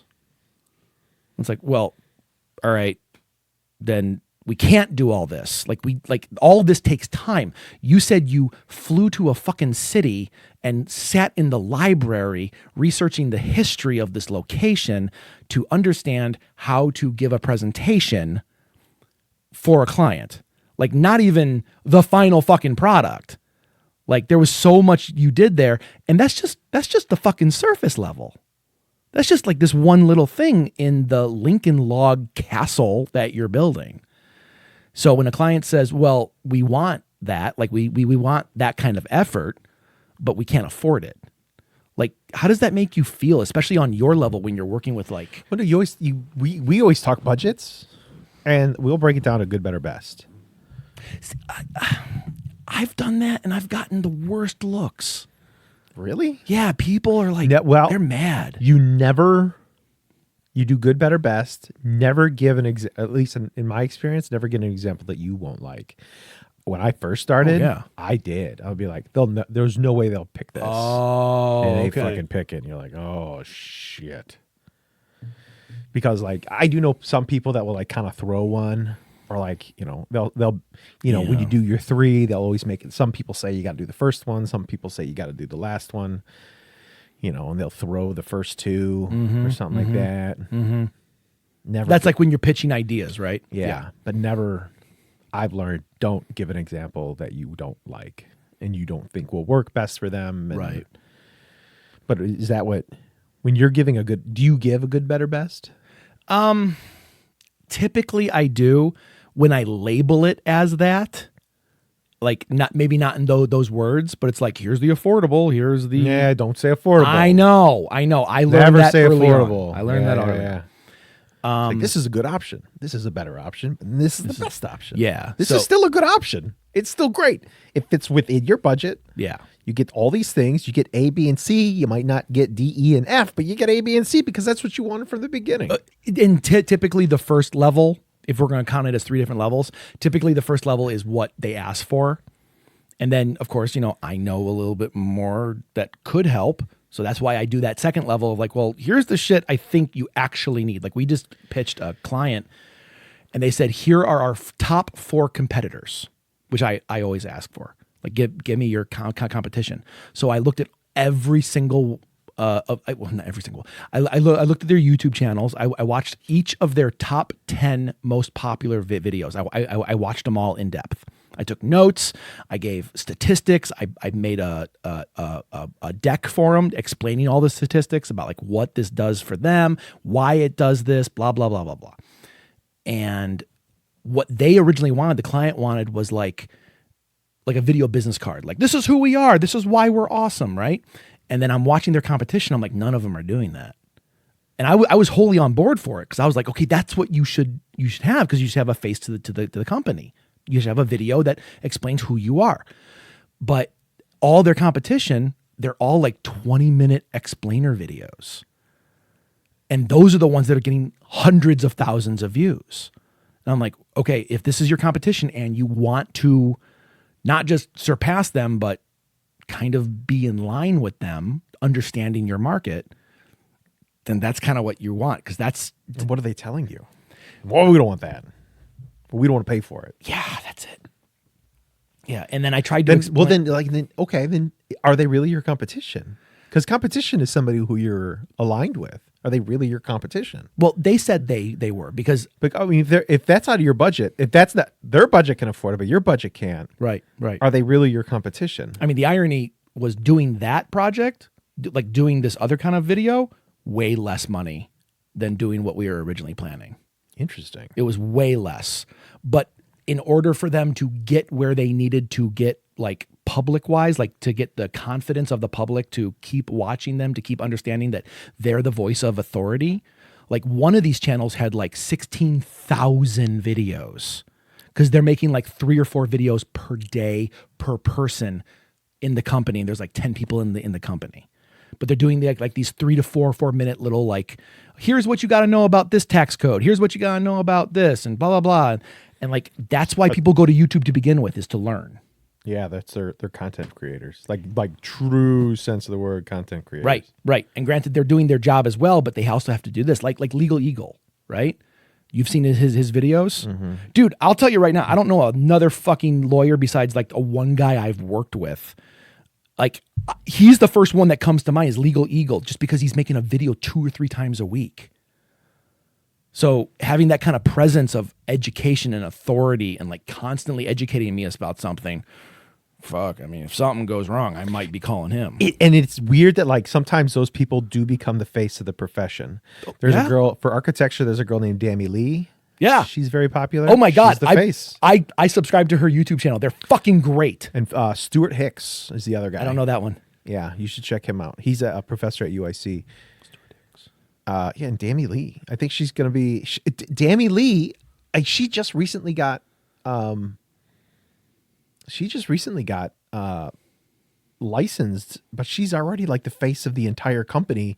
It's because she got clever with how she put these videos together. Oh my God, they're so good. She is good. You know, she reminds me a lot of like Nerdwriter. Nerdwriter to me is like, oh gee, man, that guy he is brilliant. I read his book is very good. Was Nerdwriter the same guy who did Every Frame a Painting? No, that guy was also incredible. Yeah. He disappeared forever. He did like one video, I want to say like 6 months ago, and then he disappeared again. But it was like 6 years between videos. Oh, he's so good. He's so good. I actually downloaded them. I downloaded them all, and they're on my server because sometimes channels go away. I know, and he's they're really so good. Yeah, it's just the breakdown of like people who are able to break this stuff down. I am in an explainable manner. But I am like I'm intimidated by it because I don't want to be wrong. You know what I mean? Like would just be my take on it. Like they speak with an authority and they're not necessarily even right, but they're... Well, I mean, that's what I like to call the art of the bullshit, right? Like, yeah, but is that... I don't know. I guess it would be like other people within the field, if they're calling you out and be like, actually, you're wrong. Like, oh, well, kiss my grits. I don't know. Well, I mean, I don't want to be the face of the thing. Like I would feel very guilty being the face of architecture. Like I would be fine doing comedy videos. Bingo. But I love architecture. I love history. If I could do funny architecture history videos, dude, that would be awesome. If I could make all of those things, that would be fun. Can I go to the bathroom really quick? Yeah. Oh, you just went right there, huh? I'll be right back. Sorry, I came back from teaching class and I was just like, I gotta hurry up. So I don't know if you heard this, but my phone just went off. Like, can you guys hear the buzzing and stuff when it's going? I have been getting phone calls, like 3 a day from just random people. So now we got phone calls. They're not even people. It's just, just random people calling me to complain about stuff or just people hanging up. And I understand it's robocalls and stuff like that, but what the hell is the point? You're not going to get money from me. And I don't even say anything. I'll just pick up the phone and I'll just breathe heavily into the phone, and it's usually like 9 times out of 10, it's just somebody's going to hang up. But every once in a while, it's weird because then somebody who actually is supposed to be talking to me, and I'm like, oh, hey, hi, how you doing? Yeah, thanks for calling about the Colgate, the one with the tartar control. Yeah. So, and then recently we also get the all the toll stuff. Man, like I wonder how much money these people are getting. You know what I mean?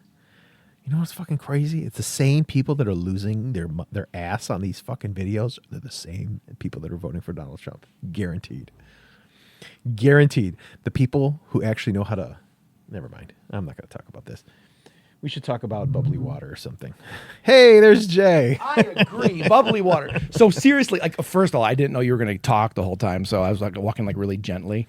And I'm thinking like, oh, the flush is just going to fucking bother anyway. So anyway, Dammy Lee, but you would like to do, you're into history, you're into architecture, but what you're really good at is stage presence. So having like a funny, comedic, which same thing, videos about historical architecture or understanding the two. Yeah, just understanding history, the art, just understanding art, with history. and architecture in a funny manner. Who's your audience? Who would be my audience? Probably people who like art, people who like design, people who like history. Students would probably do it. People who are bored.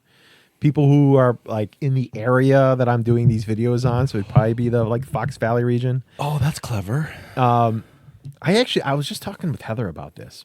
I thought it would be very cool to do just a mock building designed in downtown Elgin. Okay.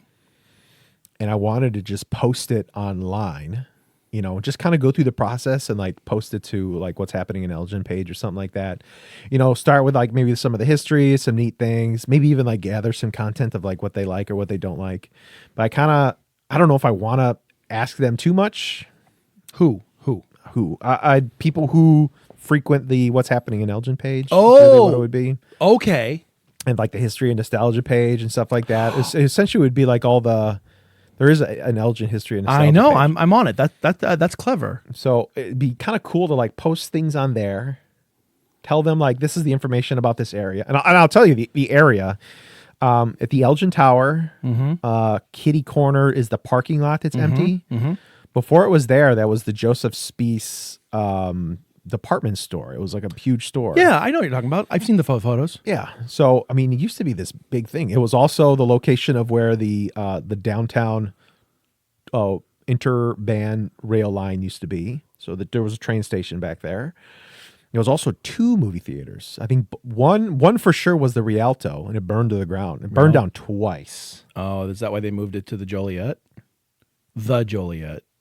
No, movie theaters. Yeah, Rialto Joliet. It's a movie theater. No, there's multiple. Rialtos. Oh, I didn't know that. Yeah. Sorry. Like there's Sorry, lots of sorry, like Foxes. There's lots of Rialtos. Sorry. Stuff like Okay. that. Okay. Continue. But I thought like what a cool that's a great location because it's like right at the intersection of the river, Chicago Street, in the heart of downtown, right next to the tallest building.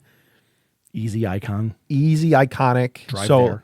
So like your silhouette of the skyline, like really, you got some really cool opportunities to play off the skyline. What a great location. I was thinking like, what do you put there?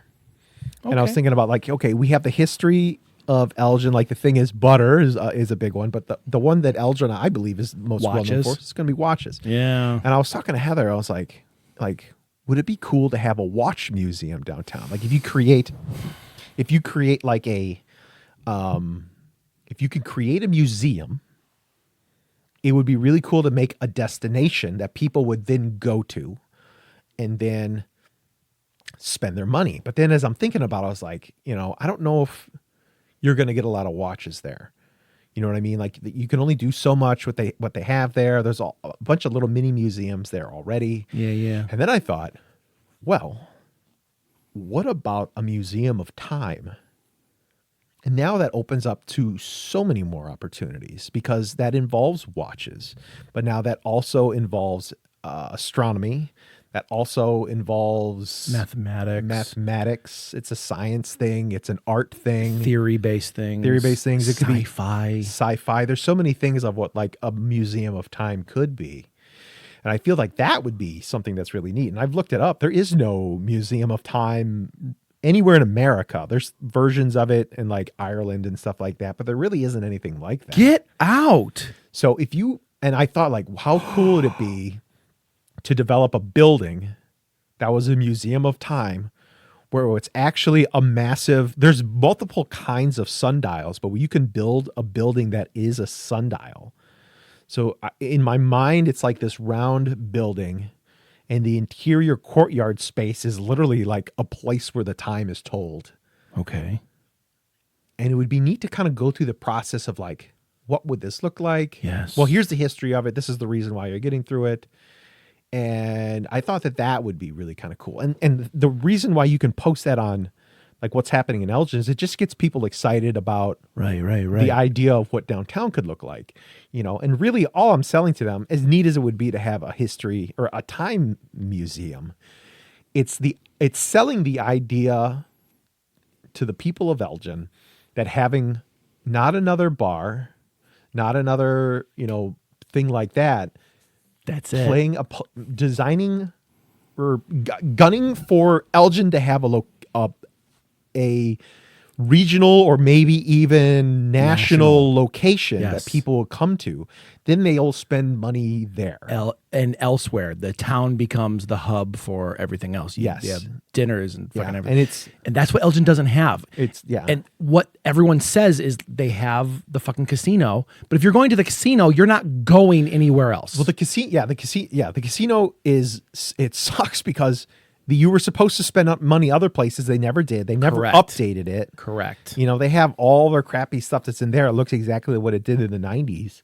You know, let's do something else downtown. And there is a name for that. It's called the Bilbao effect. Bilbao? Bilbao, as in like the Bilbao Guggenheim in Bilbao, Spain. Okay. Bilbao, Spain was just like a little know-nothing town in Spain. How did it get?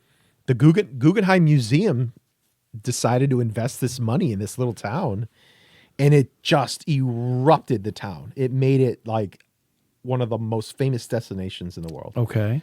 To the fact that they call it the Bilbao effect. Yeah, that's a huge thing if you're creating an effect of a town. So like what a beautiful location. Like you're on the Fox River. I think the Fox River Valley is like one of the greatest places in the Chicago area. I utterly agree. I mean, Chicago's great, but man, the Fox Valley region is, when it comes to the Chicagoland area, it's hard to beat. I agree. And it's huge. It's a really long area. And Elgin is like geographically centered in a lot of it. I mean, it goes all the way up from McHenry all the way down to, I would say Yorkville around there. I mean, it's really, there's really nothing in Yorkville. it isn't, but like, I guess like your big tri-state cities Oswego area, like Batavia, Geneva, St. Charles, there's so many places over there. Yeah. You know what I mean? You know, we're right next to 90. So like the interstate, like It's getting perfect. people onto there. There's a lot of location off of 90 to build additional hotels if needed. Yeah, I always thought that too, man. Like we have this great infrastructure in Elgin. Like, what can we do to make it better? And I think if we create a destination, if I go through the process of like, this is this neat thing that we could have, this is what it could look like. I've done renderings that have convinced people to spend $1 billion, like an actual $1 billion. That's a crazy concept for me. So how neat would it be? I want to help with this. You know, to tell the story of it. Like we could go through sketches. Yes, I want to help with this, John. There's a reason I wanted that comic strip in Elgin. I think Elgin is such a fucking cool fucking town. I love this area. I love the concept of it. I think what's holding it back are the fucking people in charge.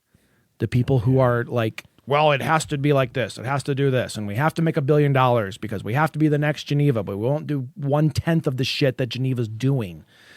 It's fucking back. Why do I know this? Because I was going to Leo's Cafe every goddamn day.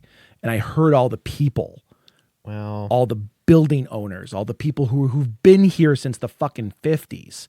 I heard the politicians who would come in there. Yes, I understand. I'm hearing this secondhand. I'm not having the conversations, but I heard the gripes of what was holding things back. I've heard the ideas of what could be pushed forward. I met the fucking family of the people who own the casino. I was in the fucking room when they were like, "Yeah, we're not giving anything back to the city anymore," because they were handling all the family gathering stuff, like the movies in the park and all this other shit. Like they were funding all of that. And then they asked for something from the town. Like, can we build a hotel here? And they were like, well, hold on a second. You got to do this, then the other thing. What? And the town said, no, the town. Are you kidding me? No, dude. Number one, no shit. Build the hotel. No shit. That's how you get people. Oh my God. Like literally, that's the destination is the hotel. Yes. Getting people to go other places. Their argument was always, well, there's other hotels. And they were saying the Holiday Inn on the other side of 90 on 31. It's like, I'm sorry, if you're at a casino, have you ever been to a casino? No, probably not. You get fucking drunk and you just want to go to bed. Or you keep gambling until you go to bed. Right? Like that's like the mentality of some people. But anyway, you want to have all inclusivity. You want to be like everything right there. And then After a day or two, you get fucking bored. Then you go downtown. Yeah. Let's go spend the money we just won. Let's go spend the fucking money. Or if you didn't win, maybe I'll go fucking have a dinner someplace else that doesn't remind me of this place. But if you don't have a place to stay, you are literally pushing them out of there. So they go, oh, I got to drive 1.5 miles, 2 miles to the closest hotel. And they get to the hotel, they spend the night and they're like, oh, I don't want to go fucking back. If you take a person out of the experience, their mind leaves the same feeling. You have to keep them in the experience the whole time. Make Elgin the experience. Make Elgin the experience. And the museum I love the fucking idea, but that's the calling card. That's the get here. Enjoy it. Fucking awesome. But now you're making Elgin the experience. I would like to be able to do something, even if it's as small as just posting it on Facebook to show people, stop saying, gee, Willikers, wouldn't it be cool to have a little bit of development on the river with some more fucking apartments? Here's an idea. Like, no, dude, let's create a destination. And then bullet point, give a fucking deck, dude. Build a deck, like a PowerPoint deck that explains this is this thing, but then here's this whole other deck of how it correlates to the town and how it can expand this city to be something way more than what we're giving it credit for. And coming from a marketing standpoint, you need to capture the entire journey of making this. Like, put up a fucking phone next to your desk and be like, okay, here's what I'm doing today. I'm doing research on this. And here's what I found. Boom, that's done. Save the file to your computer. What would be really cool is if you went totally raw and just created a YouTube channel of your journey. That's what I would like. That would actually be really no fucking editing. No fucking snazzy shit. That's for the end. Explain your journey in real time. Here's what I'm doing today. Here's why it's important. Boom, done. Here's what I'm doing today. I think this is pivotal for the people. I asked 100 people this question, and here's what they said. Because what we think might not always be the fucking right thing for the people. You explain. I think you were the very first person to ever explain this to me. When you were doing your thesis, you were talking about, you were asking people in cities around the world, like kids in Africa. You're saying something about kids in Africa where it's like you could go in there and tell them what they needed. Like, oh, you need a hospital. Oh, you need a school. But you said you would much rather go and ask them what they needed for their community and then give them the tools to help concept something as a community, and then you would build that from that. And that has always floored me. And that's how I went into my business mindset, is like, I could tell you what I think your business needs, but let's look at your clients and see what they actually want. Yeah. Always ask them what they want. You can be an industry leader. And tell you what the typical way is, but I can't tell you what your typical way is. And it's not always the client doesn't understand that. Like, if you're building it for the city could say, well, we want X, Y, Z. And it's like, well, hold on. Is that what you want, or is that what the people want? Because you wanting something is all well and good, but is that actually going to draw the people in? You know, like the Dream Kitchen downtown. I love that idea. Dream Kitchen allows for multi-spaces in one building, that if you have an idea for a restaurant, you can rent this place. It's an incubator. Dirt fucking cheap. Yeah. Those places are really neat. Yeah, because you get I wish they used people. it. I wish they used it And that's more. the problem. The city says, well, we don't want this one kind of place in there. And then some of them have been there for years. Like the same coffee shop's been in there for like 6 years. Lighter. Get the fuck out. You have shitty coffee. Yes. And I don't like it. Give another place a chance. Yeah. So it doesn't matter what the city wants. What matters is, dude, if they had a new fucking coffee shop in there, like let's say like every 4 months, you bet your fucking ass I'd go in there. Just anything new. Anything. It's not. Elgin, like Heather and I, when we're going up and down the river, we're always very upset that we're going to towns, and we're like, why does this town that is a quarter of the size of Elgin have all these amenities? Dude, look at And we Dundee. can't get anything. Yeah, Dundee is awesome. It's hella smaller. Woodstock is awesome. Woodstock is awesome. McHenry is awesome.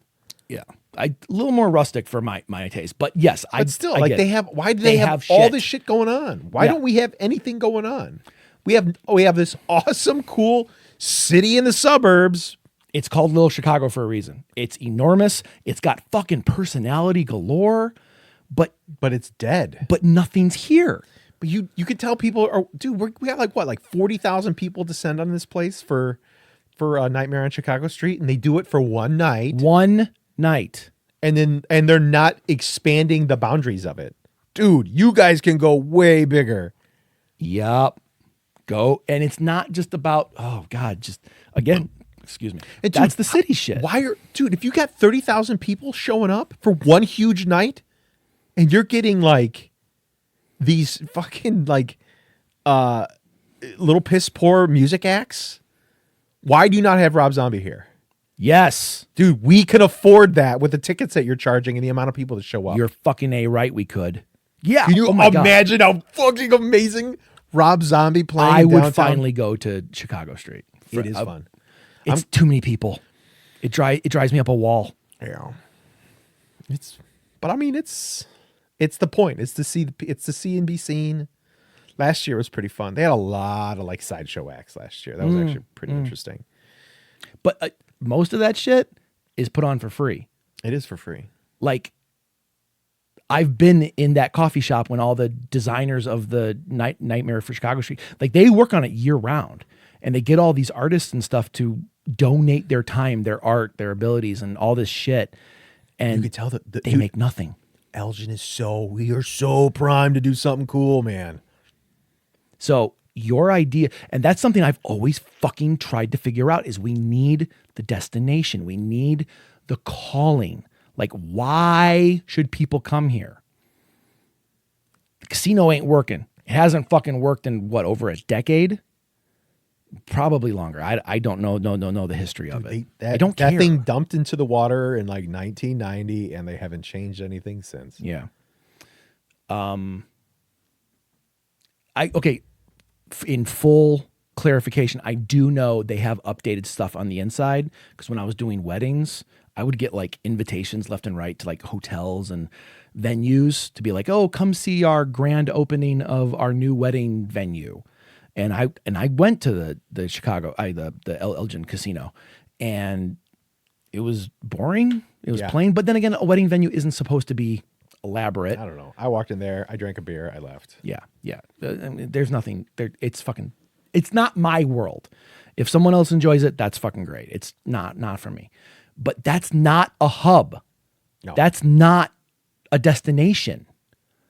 So having a destination that A, is not available anywhere else in America, that's amazing. Especially something as like foundational and like core as time.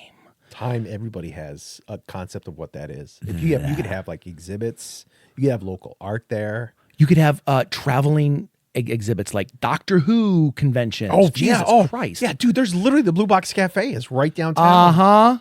It would be, oh my God, they make money hand over fucking fist. Yeah. Be like, did you show up here because of the Time Museum? No, we were here before. So there's a giant amount of possibilities with that. But I think you nailed it on the head as soon as you started explaining it, was it needs to be a concept, something bigger than a museum. You know what I mean? Like, I've been to the Elgin Museum. Yeah, but that's a typical local museum. It's so fucking boring, dude. I'm sorry. I am not interested in the least. And I love this fucking town and I love the history of it, but how they present it, I'm like, I don't fucking care. It needs to be an experience. They have their budget. No, and I'm not knocking it. I'm saying I don't appreciate it. Yeah. And I know you did, because you had like the yearly plan, right? I mean, it's $25 to get in. Okay. I'm like 4 blocks away. So Yeah. if I want to walk in, I can. I totally it's get worth it. the money to me. I can understand it not being worth the money to you here. But like, Yeah. I get why it's important. I get why it's valuable. I get why it's important. But the issue is it needs to be an experience. We can't rely on the idea of something that worked 100 years ago still being effective. You want to talk about why things might actually be happening in Elgin now? The shitty reason? Please. There was an encampment of people living on the river. The tent city. Yeah, Yeah. they were there for at least 10 years, and they cleared them out. And I morally, I don't know how. Yeah. It's gross. I mean, it's gross that they got kicked out because people need a home. Yeah. But it's even more gross that we don't have affordable housing anywhere. I mean, everything you want to put up is going to be luxury housing. We do have Section 8 right here in Elgin. I mean, we're one of probably a few places. Yeah. Shit. Where are you going to find Section 8 housing anywhere around here? Probably Aurora. Where Andy and I used to live, right down the street from there, they built up like these new apartments for Section 8. And I thought that was really cool because they actually looked really nice. Dude, people got to live somewhere. I agree. You need I affordable totally agree. housing. You know, I do think it's good that they gave those folks they gave those folks an option to like live for free in a hotel down the street. They were going to pay for them for the summer. I think recently they bumped it up to go into the fall as well. Really? Or no, what was it? No, I'm sorry. It was for the winter. That's what I was paying for the winter. It'll Okay. be through the summer now. I was like, that's more important. Dude, I mean, it was hard to do anything because people didn't feel very safe there. No shit. And, Elgin, for the most part, has, you only have so many entrances, and especially if it's going to be a Fox River thing. A lot of people will go up and down the Fox River. They're going to take 31. They're going to take 25. Right. 25 pushes you pretty far out south. You're not hitting downtown, but 31 is right there. the corridor it's the corridor and gateway to Elgin. And it was, there was just so many homeless people there, and it smelled like meth. I mean, it did like it was either meth or cat pee. I don't know. I've walked that area a lot. I know what you're talking about. It's rough.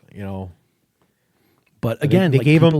There's opportunities for them. Like that whole the whole 31 side, the west side of downtown on the west side of the river. Like there's so many things that could be happening. I mean, they invested that money. Nothing's happening there. They invested that money in the old folks' home to be there, but like, where are those people going to go?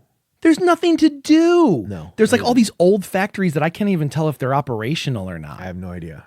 But it looks like shit. So I've read the Elgin's comprehensive plan. Have you really? Yeah, and you can read that. It's for free. It's online. It's on their government website. I'm interested in seeing this. You can literally see what the city of Elgin wants to do. Where their nodes are. Really? All the stuff like that. So I know that they want to purchase property on the west side of the river and do things with it. I mean, that's if the government does it. Like the other options are going to be if you get private money that comes in, which is what I think is going on the north side, north of the library. Okay. That's where they want to. Yeah, there's a lot of nobody nothing there. So the way that you're going to do that though is you got to get investors. Yeah. And like right across the street was the encampment of where they. Oh, yeah. Like it's like a mile of tents, whereas across the river. Oh, I didn't know it was that much. Dude, it was huge. It went all the way from the bridge that went over the river by the library, damn near all the way up to Judson. So, no shit. It was very big. Wow, you that can is see, huge. Like if you drive over there now, you can see like how much they're really clearing out. It was probably somewhere like in between a half mile and a mile. Oh my god, yeah, because I was gonna say that's a hell of a haul. It's huge. There was probably It's basically there was 90. a lot of people in there. But I mean, it burned twice. Oh, I didn't know that. Yeah, it caught fire over the winter twice. Oh my god, that's even worse. Oh, Huge blazes. People trying to keep warm. Jesus Christ. Dog ended up burning to death. It was stuck in a. Oh my god. Dog was stuck in the tent, or in the thing, couldn't get out. Oh my god. Yeah, that's horrible. it is. So, I don't know. I mean, there's fire code for a reason. I know, but that's like saying don't be violent to protesters. Like you can only be pushed so fucking far. Agreed. It does kind of feel like I was telling Heather. I was like, how weird would it be if like this is this is conspiratorial. So tinfoil hat time. Tinfoil hat time. What if somebody else started those fires to get them out of there? That's I kind of wonder that. literally the first thing I thought of when you said that. Because, if they wanted to have this development on the other side of the river, Yep. those people had been there for 10 years and nothing happened. And all of a sudden, as soon as the development wanted to go up on the east side of the river, that thing burned all of a sudden twice in a row. It's like, come on, really? I mean, dude, or maybe it is. I mean, like fentanyl and drugs and everything are really bad right now. Yeah, whatever. That's a good excuse. It could be, but I don't know. It crossed my mind. I'm not gonna say that it happened, and I'm not gonna live my life as though that's what happened. But it did cross my mind. Yeah. So there's an opportunity there. Yeah. I mean, those people were not thrown out into the streets. They were given. They were given a place to live, and that makes me happy. I don't know where anybody else went. I heard that the tent city just moved further north, like closer to Judson, which I thought was weird, interesting. That's weird. Well, I mean, it's a college campus. Well, specifically a Christian college campus. So now I'm wondering, like, let's see how these Christian guys handle this. That's interesting. Yeah, I've gotten into some interesting conversations on Facebook with quote unquote Christians. Oh, do we want to go down this rabbit hole right now? Nah, I mean, we don't have to. People trying to tell me. It is frustrating to hear, like, I don't know, stuff about what Jesus would do. Jesus would follow the laws, by the way, and would back the government. Like, people trying to tell me that, like, Jesus was for Rome and not the poor people. That's essentially what they're saying. Jesus for Rome. That's fucking insane. It is. I mean, if you're rooting for the billionaires, that's Jesus for Rome. That's fucking insane. Yeah, it didn't work out. Rome was not that nice to Jesus at the end, by the way. No shit. But we don't have to talk about this. I mean, I get enough of that. I would love to have like a theologist. Like, we've talked about this before, but would you ever do like a guest? Like, I don't think I would do. Nick is very good to talk about religion with. Really? He is, because he went to school for it. I didn't know that. He went to school in Arizona at a Christian college in Arizona. I didn't know that. Man. Even theology? Yeah. Well, no shit. I mean, it was a Christian school. Actually, I had a job offer that was given to me as soon as I drove into the driveway to teach at Judson. Get the fuck out, for real? Yeah, I'm not. Dude, teaching is so much fun. They do it with. It's stressful. It has to be you have to be a Christian to do it, which I don't know if I'd be able to do. Why? It's a Christian college. Yeah, I work at a Christian college. I mean, I work at a Catholic college. I mean, they say it has to be like a Christian something around. Like, it's got to be like the Christian methodology. Somebody told me that there was somebody gay, and they applied, or they were going to Judson for architecture. Yeah. And they found out they were gay, and then they kicked them out, and they made him pay the tuition. Is that true, or is that just that seems like a weird rumor? No, it was somebody I worked with. It was his friend. Ew. And I heard that, and I'm like, ugh. Yeah, I want really nothing to do with that. We do things with them. I've done work for Judson, but I don't know. It's just everybody can have their opinion on things. I don't think I would be a very good Christian teacher. I think, like, if you ran down the line of the things that Jesus did in the Gospels, I think I'd be okay. Agreed. I think people would really agree with the things Same. that I would like, the way I carry myself and all that, empathy, rah rah rah. Yeah, but I don't question authority. Yeah, I don't know how that is in, like, the modern day climate. GOP Jesus, I don't know how GOP Jesus operates. This harks back to an earlier joke that you did years ago that has nothing to do with this, but at the same time, it hits home. Is that's not my Jesus. I actually told that to somebody on Facebook. I told him he was telling me how Jesus, like, it was more important to follow the laws for Jesus than, because my question to him was, like, how would Jesus feel about immigrants being hunted down like animals? And would Jesus even care about the imaginary lines on the ground that we call like borders? And yeah, his reply was, Jesus said to follow the laws. I'm like, oh. And I just flat out said, well, then I reject your Jesus and I replace him with my own. Oh, nice reference. Yeah. So wow. I mean, dude, like, That's why I follow the fucking Satanic Temple. Satanic Temple is all about be good to other people and do no harm to anyone at any point without their permission. Like, you can offend other people all fucking day, but the moment you do something to them against their will, that's when you're in the wrong. Yeah. Business ethics couldn't exist without with that ideology. Oh, shit. Actually, I finished. Did I tell you I finished the? I don't know the last time we talked about it. I finished the. You said you were reading a World War II book. The Nazi or the rise and fall. You did not tell me you finished it, but that's done. That one took like 36 hours or 46 hours, something like that. I've started the history of the labor movement in America. Ooh, that's a really good one. That's timely. Yeah, I decided that one seemed to be important. It's a textbook that I got, and it's going by pretty quick. Okay. Yeah, a lot of racism in the labor movement. Was there? There's a lot of racism. Yeah, a lot of racism in the labor movement. Labor movement doesn't really like immigration that much. So historically, that's what is going on now has happened a lot. Also, any sort of recessions or depressions or war is very bad for labor. So if you're at war all the time, okay, and people, it's hard to get paid what you're worth when they say, well, there's a war going on. Right.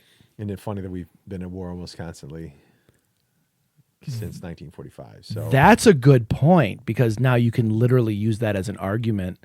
Be like, well, there's a war going on, so we can't pay you, blah, blah, blah. It's like, motherfucker, then why are you being paid so much? Yeah. So, I mean, during World War II, like, a lot of people were taking a pay cut during World War II in the labor movement. Propaganda works, man. Well, no, not the propaganda works, but all the laborers left and the women stayed there. And right. Labor kind of like took a pause for a while. Labor really hurts itself. Like labor is very racist. Labor is very misogynistic, historically in America, so to speak. So, I mean, they kind of shoot themselves in the foot a little bit. But after World War II, they started tapping their toes, being like, war's done. Now we're getting paid. And they really unionized afterwards. I mean, in a lot of the, and that's, when America was really hitting a high point was during all that stuff. And that's kind of where I left off right now. But, yeah. Labor movement. I don't know. We'll see. We'll see where it goes. I don't know what there's another book that I'm looking at that's like how to have conversations with people and change their mind. Oh, that's interesting. That's another book that I think I'm going to start after this one. I've already bought it. I've talked to you about this numerous times before, about how you present information in such an engaging way that not engaging enough. I try and talk to people about it, and they can just make up whatever they want now. Well, no, don't even matter. Okay, there's a fucking difference. Like, it don't even matter anymore. But I've told you for fucking years, like, if you did a solo podcast where you're like, here's what I read in this book, or here's what I learned this week, it can be the stalest fucking topic, and you always make it engaging. You always, John, let's talk about me for a second as the most important topic in the room. Like, it's hard to keep my attention. Like, I hyper fixate over something, but also I have the whole, I wonder what's happening in that cubby over there. Why am I not doing this? What's like? It's like my life is a comic book store. I can't pay attention to what's in front of me because there's 1,000 other things to look at.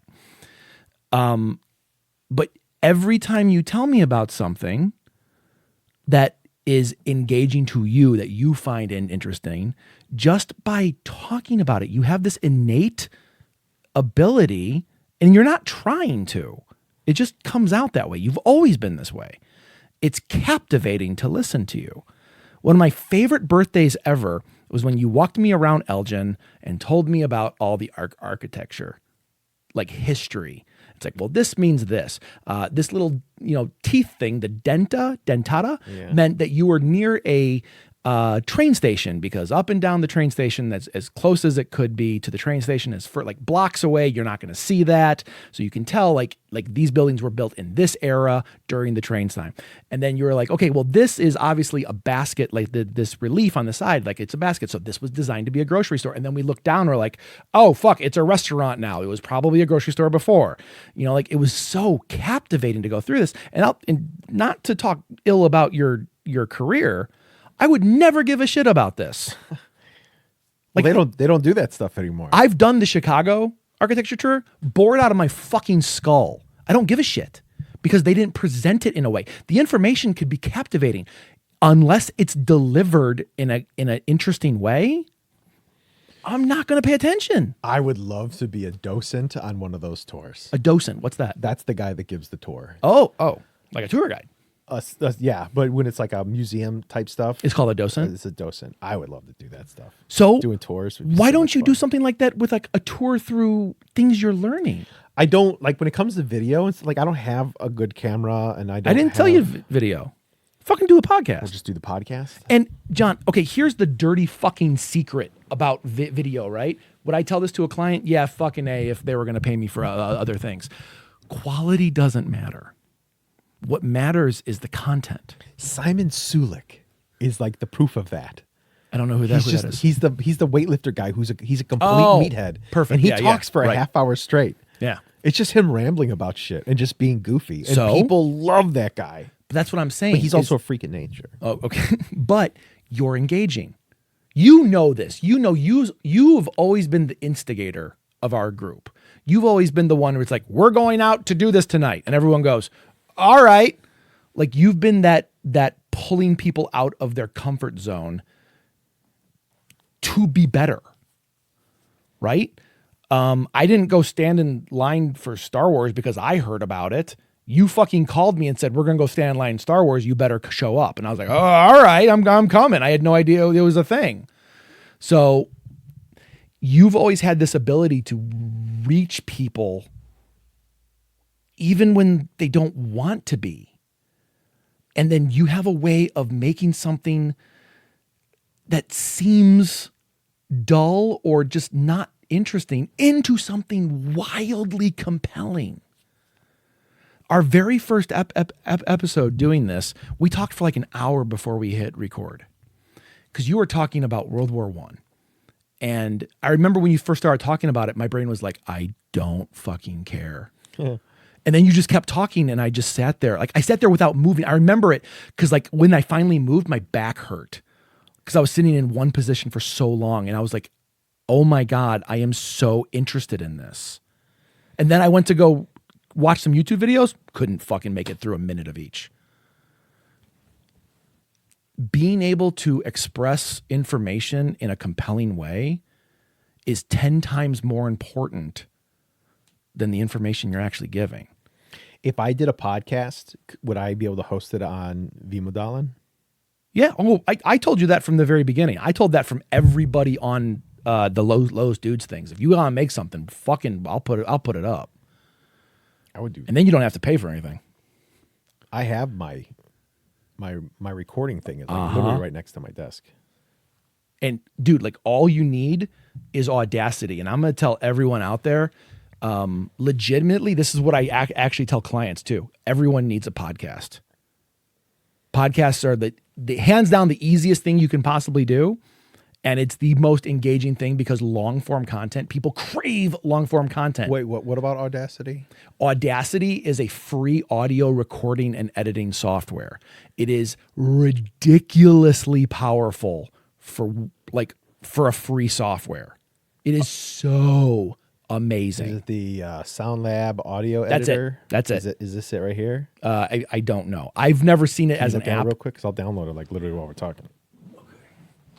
This is good podcasting. SoundLab. What you guys don't see is that I'm doing a pee-pee dance and have been since Jay said that he had to go to the bathroom.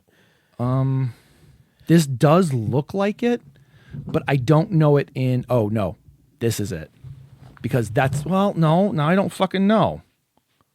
You gotta go do a pee-pee dance. Well, I'm gonna tell people about Audacity, John. So Audacity is like if you were to pay for a program like Adobe Suite, Adobe Creative Cloud, there's a software in there called Audition. And Audition is really cool because the amount of stuff you can do with it is pretty intense. But then you're also paying $20 a month just to use this. There are other apps out there that you can buy or subscribe to, but why? Audacity has been around for like 20 years. It's proven it's really fucking powerful. And it does, I will admit, like the learning curve is a little steep in the beginning, but really all you need to do is learn how to record, which is just 2 clicks. Like you got to make sure your mic is hooked up right. And then you hit record and boom, you're recording. And then you edit out anything in the beginning, edit out anything at the end. And the first couple, you're going to, fuck up in the middle. But really it doesn't matter because just do it. Steven Spielberg, one of my favorite fucking quotes of all time was Steven Spielberg, right? He said, if you have a camera and you make a movie, you're a film director. And just go make something. Because it is so easy to get inside your own head being like, well, what do we do? Like when John and I sat down to start this podcast, we knew we wanted to do a podcast again. We loved doing the first show. We knew we were going to love doing a new one, but we had no idea what the concept was going to be. And since our first show, we both listened to a lot of different podcasts. So we had an idea in our head that we wanted to make something that was like designed and highly produced and blah, blah, blah. So that's why we did the whole show and tell thing. And then after like 4 or 5 episodes, we're like, well, this isn't us. This isn't what we want to do. So we just did it. And then our number one rule for this show is unless something like really bad comes up, like, something happens and we need to stop the show, we don't edit it. This is raw and real because it's who we are. For instance, I went pee about half an hour ago. John's going pee now. You're in this moment, so just record it. Just get Audacity. It's fucking free. You should be able to find an app, but I know for a fact it is a computer-based app. It does work on Mac and PC.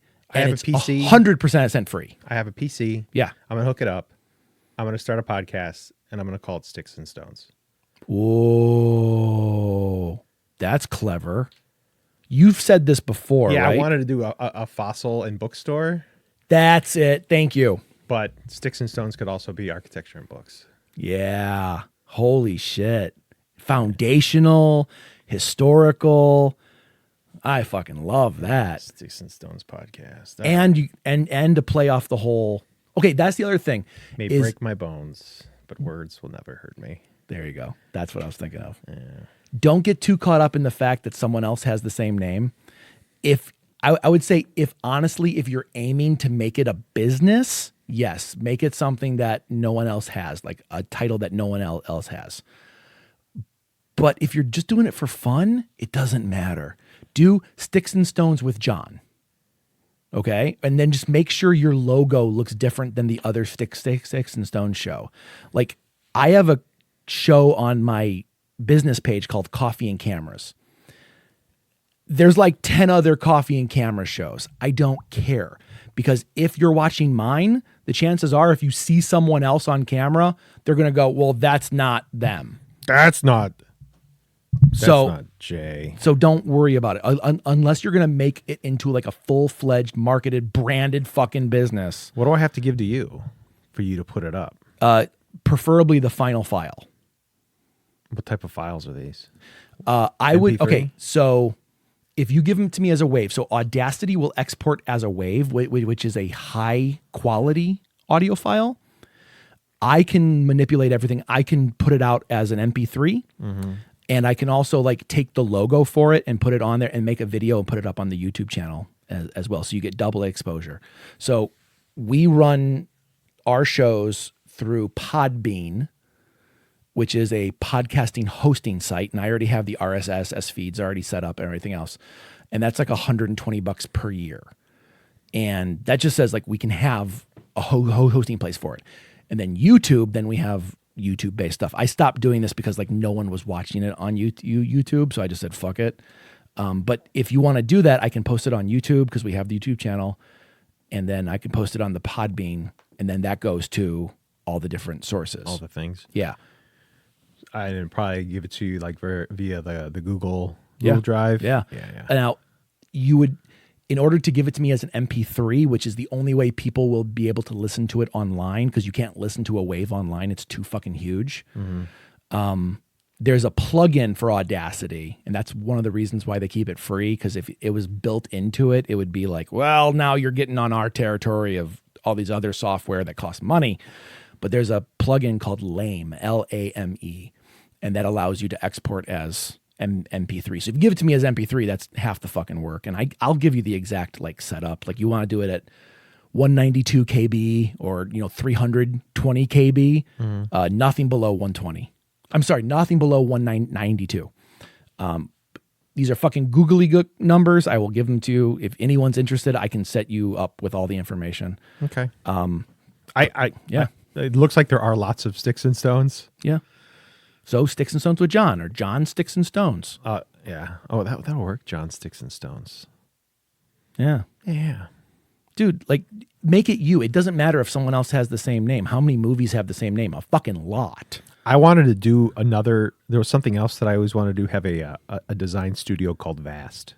Vast? VAST. I love that. Just Vast Design Studio. Jesus, that's nice. Yeah, it worked out well. And easy to spell. Yeah. But way easy to pronounce, too. Would you call it Studio Vast? Oh, ho, ho, ho, ho. I am now.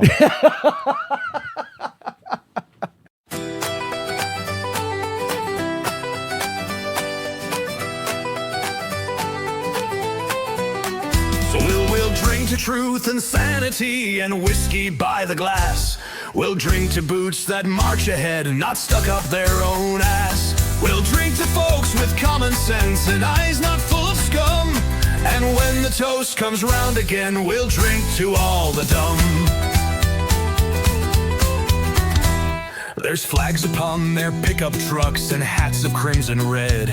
They scream about their freedom while it leaks out of their head. This country's built on killing kings and we call them hero. I've met smarter dog turds and they don't quote Ben Shapiro. So we'll drink to truth and sanity and whiskey by the glass. We'll drink to boots that march ahead, not stuck up their own ass. We'll drink to folks who read a book, not suck their thumbs for fun. And when the toast comes around again, we'll drink to all the dumb. They say they're patriots, they claim they're just awake. But every post is QAnon and every smile is fake. They worship billionaires who'd spit into their soup and follow orange con men like they're sniffing glory from the poop. So we'll drink to truth and sanity and whiskey by the glass. We'll drink to boots that march ahead, not stuck up their own ass. We'll drink to teachers, nurses too, not right-wing rage and guns. And when the toast comes around again, we'll drink to all the dumb. Now Marjorie and Boebert, they're the queens of empty noise, screaming from their podiums like drunk suburban boys. And every time that MTG opens up her jaw, I swear I lose a brain cell, friends, it ought to be outlawed. So we'll drink to truth and sanity and whiskey by the glass. We'll drink to boots that march ahead, not stuck up their own ass. We'll drink to brains that haven't fried beneath the Bible's thumb. And when the toast comes round again, we'll drink to all the dumb.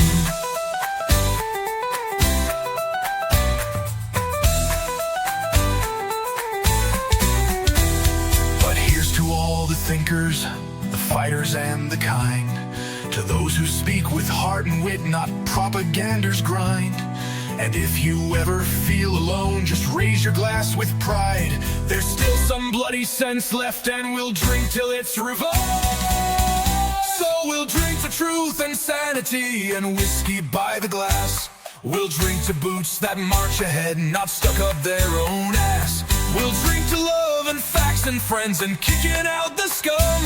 And when the toast comes round again, we'll drink to all the